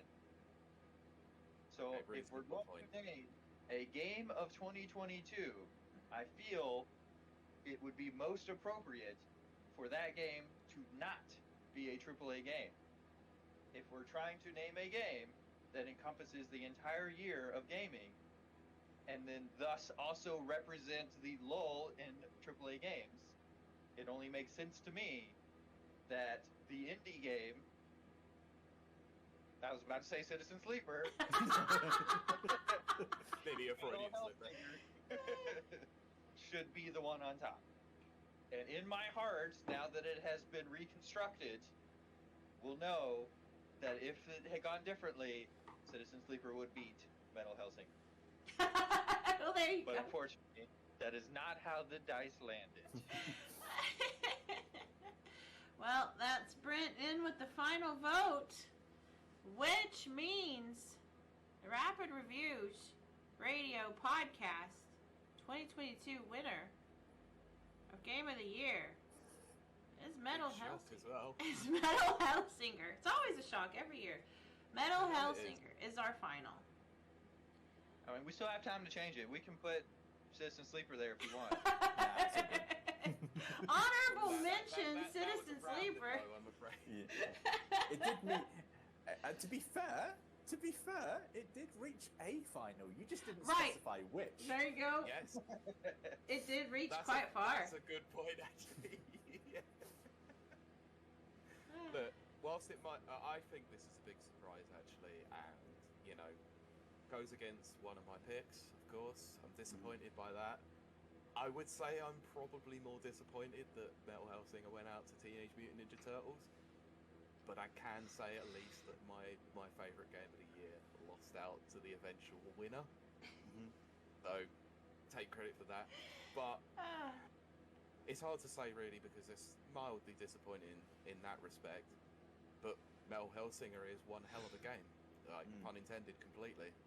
Yeah. And look, of the 15 games that we nominated and the community choice that we had, and the various nominations that we did have across that way, including things like Grid Legends, there were some incredible games this year.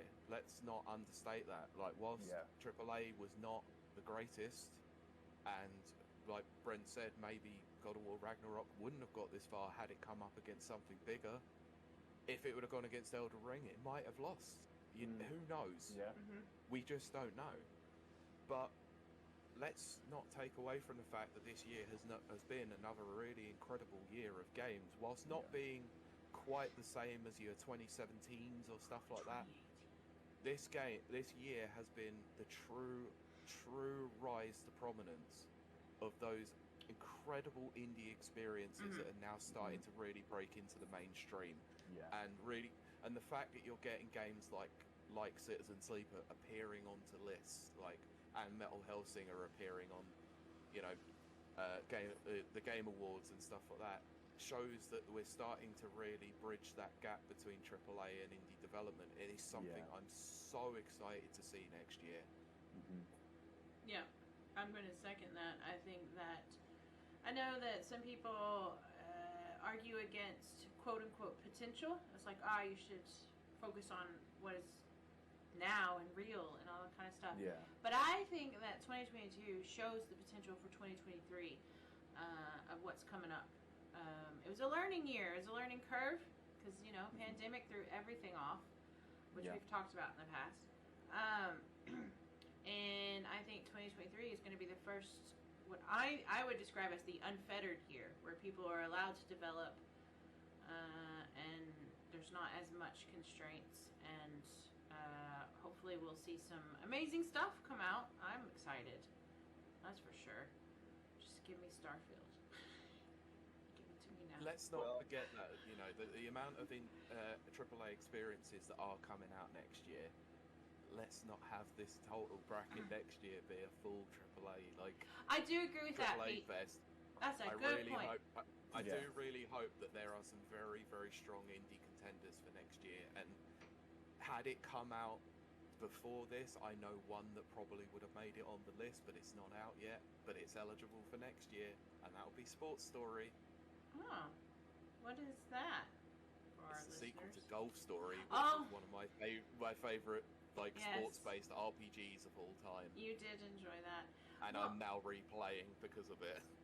What do y'all think before we wrap up? What do y'all think about High on Life coming out so late in the year and not making it onto our list? Do you know what? What? In hindsight, I wish I would have nominated High on Life. So when I first said that I would be on this episode, right, I was like, I really want to be. I actually thought to myself, there's one thing that I want to do is I want to be on this podcast just so I can experience it again. Yeah. Honestly. We appreciate that. Because the problem that I have is all of the games that I nominated, I have actually played at some point. Right. And that's what I wanted to try and get across, right? Yeah. Most of the gaming that I've done this year has actually been League of Legends. But obviously that released in 2009 and I couldn't vote for that, otherwise I would have had an absolute field day. Right. I've tried to vote for Warframe every year, but it won't let me. No. I'm afraid it goes by initial release date, so you were lucky that you got Lost Ark. Yeah. And it's one of those things where I didn't think too much of High on Life, right? And then I saw a TikTok of it. I'd heard about this game with sentient weapons, and I was like, I've got to play this game, but I just never caught the name of it. Right. And then I saw this TikTok, and it was only like maybe about a week ago, and that I saw it's TikTok of a psychotic sentient knife. Yes, And yes. I saw that it was Stabby. on Game Pass, and I was like, I have to play this. And it didn't ever click in my mind that it, one, released this year, and two, that I could change my nominations. Otherwise, I would have also have had an absolute field day with High on Life. Oh, yeah, definitely. Yeah, it's on my list. But I love Insane. And Insanity like that. I mentioned before in a previous podcast, like some of my favorite stuff is sentient armor and sentient weapons, which you get in Borderlands 2 and also Fallout, the DLC. Fallout, it's Lonesome Hearts. I can't remember. I think that's the New Vegas Fallout DLC, where your gun and your armor can talk to you, I believe. But I love sarcastic weapons and armor. Yeah. It's just so good. So like Rick and Morty. So I do, which see used the, to. yeah, like Justin Roiland's kind of wearing out his welcome, and that he's very predictable, and you know his voice is it's just there. But then I am what I am, and I do like what I like. So Yeah, that's fair. I mean, when we did see this reveal, it was the game, it was Summer Games Fest, yes, wasn't it? yes. We both did say the same thing. We liked the look of it, at Yeah. least. So I've been seeing this. I'm interested about it. In fact, after this is done, I'm probably going to put it on download on PC. Yeah, again on Game Pass, which is the true winner. Yeah. Yeah, I saw your tweet Yeah. as we were taking our break. Yeah, I'm not biased at all. Brent, No, I'm pretty sure that Game Pass has won every year that we've it done. does, yeah, it is. Every year it's the honorable mention. Brent, do you have any final thoughts before we wrap up and give our coordinates out there? Yes. I just wanted to say that at the end of the day, as much as we fought for these, the passion we had, they are our personal picks. Yes. Yep. And that we're not saying you have to go play this game, you have to go get Game Pass, you have to put money on this game, or anything like that. Just find the game that you like. Find the game that you get as passionate as we do about. Mm-hmm. Absolutely. And then maybe you'll find this outlet that I feel like we all really need in this trying time. Absolutely. And hopefully, with everyone's kind of collective finding these games that really appeal to them, as time goes on, those are the kind of games that continue to be made. Yeah. And we can kind of weed out some of the stuff that maybe shouldn't be around anymore. Remakes. And this isn't, the worst games of the year, so we shouldn't name anything, but that's really how these things get done. Callisto Protocol. You put your money where you want things to be made. We don't condone ROMs or anything like that where you can play games for free that you shouldn't. You should put money in the hands of the people that made the things you enjoy. Yeah. And in the end, that will make the whole gaming world better. Mm-hmm. And that's just kind of what I want to express to everybody. And maybe, if you're lucky, you'll get one of these games as a present at the end of the year here, whatever holiday that is that you happen to celebrate. And now you'll be informed about it. That's and true. you can be happy that you took the time to listen to this hours-long podcast so that you're prepared for when people ask you what is the game of the year, or ask you what game you want, or if you get a gift card and you get to go choose the game you want. True. Hopefully Steam this helps you in some way to make that choice, but in the end, you should just get whatever appeals to you personally. Yes. Yeah. 1000%. I think Daddy Phil has already put Citizen Sleeper under my tree, thank you. Oh, Father Phil. But I think that is actually going to do it for us because I am just fading. I drank an entire bottle of Rosé Prosecco. And it's only 5 o'clock here. Oh, it's 5 o'clock somewhere. I've got time to fire up that roast and have it ready for supper. I have a pork roast up there that I'm dying to eat. Covered in crackling, which they call crackling over here, which we call pork rinds. It's amazing, and I want to eat it right. Is that what pork rinds are? Yes. Oh. Okay. Love it. Or chicharrones if you're from East Texas. Yep. I'm a big fan of chicharrones then. Oh, especially fresh off the grill. But we're not talking about that because I am starving. But what we're going to do is wrap it up and let everyone tell where you can find them and what they're up to and all that good stuff. Final Tilt, what about you? Where can they find you out there? So, basically, you can only find me on Twitter and TikTok. All you need to do is just search for TheFinalTilt. I am also the owner of Vulpine Esports as well, and you can also find us on Twitter, TikTok, YouTube, Twitch. All you need to do is search for Vulpine Esports, and I'm sure you will find us. Thank you very much. Excellent. Brent, what about you? Well, a little different this time. I've given up Twitter, so I go by Office 1989 pretty much everywhere, wherever I decide to call my home. Right now, that's really only Discord. But I guess you can find me on Xbox. Maybe if you're playing Master Duel, you'll see me as Office 1989, my little Giorgiano guy. So look out for that. As for content-wise, this will actually be a world premiere exclusive for the podcast. World I have premiere. decided to step away from game reviews in the coming year, and but I do plan to continue supporting the podcast. Excellent. And We hope do so. plan on doing a regular Game Pass focused article for Rapid Reviews. So I Excellent. will still be around. I will still be producing content, just kind of in a different way. Yeah. So you can look forward to that if that is your thing. Otherwise, I guess enjoy my last couple reviews. I mean, that's to great. be fair, like, congrats, Lan. I really do. I think that's going to work really well for you, Yeah. considering that you have been affectionately known as Mr. Game Pass on here. So Since, that'll like, work day one. perfectly. Yeah, like our first interview with Brent, it was all about Game Pass and accessibility. But Pete, oh gosh, hello wine. Pete, what about you? Where can I find you?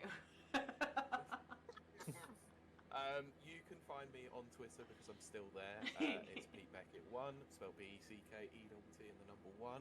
You will be able to follow some of my writing on Rapid Reviews because I've been putting a few out recently, and I've got a few more coming too. So, but for the next probably day or so, all you'll be finding me on is Street Fighter 6, where I'm known as What a Wreck on PSN. So if you see me, say hello, come fight me. There you go. Hopefully Kylie? you can spare an hour to try out Citizen Sleeper. Oh, that'll be after the beta goes down. Nothing's gonna happen. The beta is only for this weekend, so I'm getting as much time as I can. Oh But Citizen dear. Sleeper is next on my list. Oh dear. Oh dear. So, Kylie, what about you? Where can I find you? Yeah, I'm still hanging on to the bloated corpse of Twitter. I'm over at Kiley to greet. KLEYTEHGREET.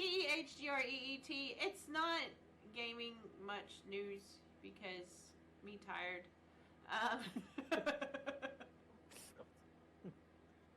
Just let it be known that you can find all the links to everybody's socials and content on in the show notes. I'm pretty much everywhere else on the web, including, I believe, my Xbox gamer tag is Kylie Yellick, so just type that in and then whatever. Same as your Instagram. Yeah, I was gonna say, it's like literally, I'm not creative, and stuff. I mean, look, I'm known as What a Wreck on PlayStation. That was so funny when you first friended me on Xbox, and it was What a Wreck. I was like, what? That doesn't make sense. No, it doesn't. That's the point behind it. My friend and I were incredibly wasted when we made that, and he went, you know what was so funny? What a wreck. Oh my gosh. And it stuck. It stuck. Well, there you go. Thanks to 3 360. But I mean, that is cool. Yeah, I think mine's the original Xbox. Mine has literally been my ID for everything from like I was like 10. Literally not creative. Brilliant. My email is my first and last name. Put it that way. Again, since I was like 10, I didn't do like Magical Dolphin number 308. I could run. Look, I need to talk to you after this, guy. Oh gosh. We'll stay on and talk quick. Okay, because I'm going to fade fast. Yes, I know. It's a quick one. Don't worry. All right. Wrap up. Well, I want to say to our audience and hopefully viewers in the future on YouTube where I upload this. Well, I'm not going to upload this. Pete's going to upload it. you need to actually edit it. I'll edit it, send it to Pete, and then Pete will upload it. Because that's a step too far for me. Anyway. Add the music to it. Yeah, exactly. I do thank our audience. I say this all the time, but I do mean it. You can spend your time with anyone out there, and we are so thankful that you do choose to spend your time with us. It means the world to us, and that comes straight from the heart. So we thank you again for tuning in to this extra long episode, and we will see you and talk to you next week. Bye. Bye. Bye. Thank you for listening to this episode of the Rapid Reviews Radio podcast. You can find the podcast on Anchor FM, Spotify, Apple Podcasts, and various other podcast platforms. You can also find the video version by searching Rapid Reviews on YouTube and watch the podcast recording live on Twitch at twitch.tv/rapidreviews at 7:30 p.m. UK time every Sunday. Please make sure to follow the podcast on Twitter at RRRadioPod, and for all the latest reviews, visit www.rapidreviewsuk.com or on Twitter at RapidReviewsUK.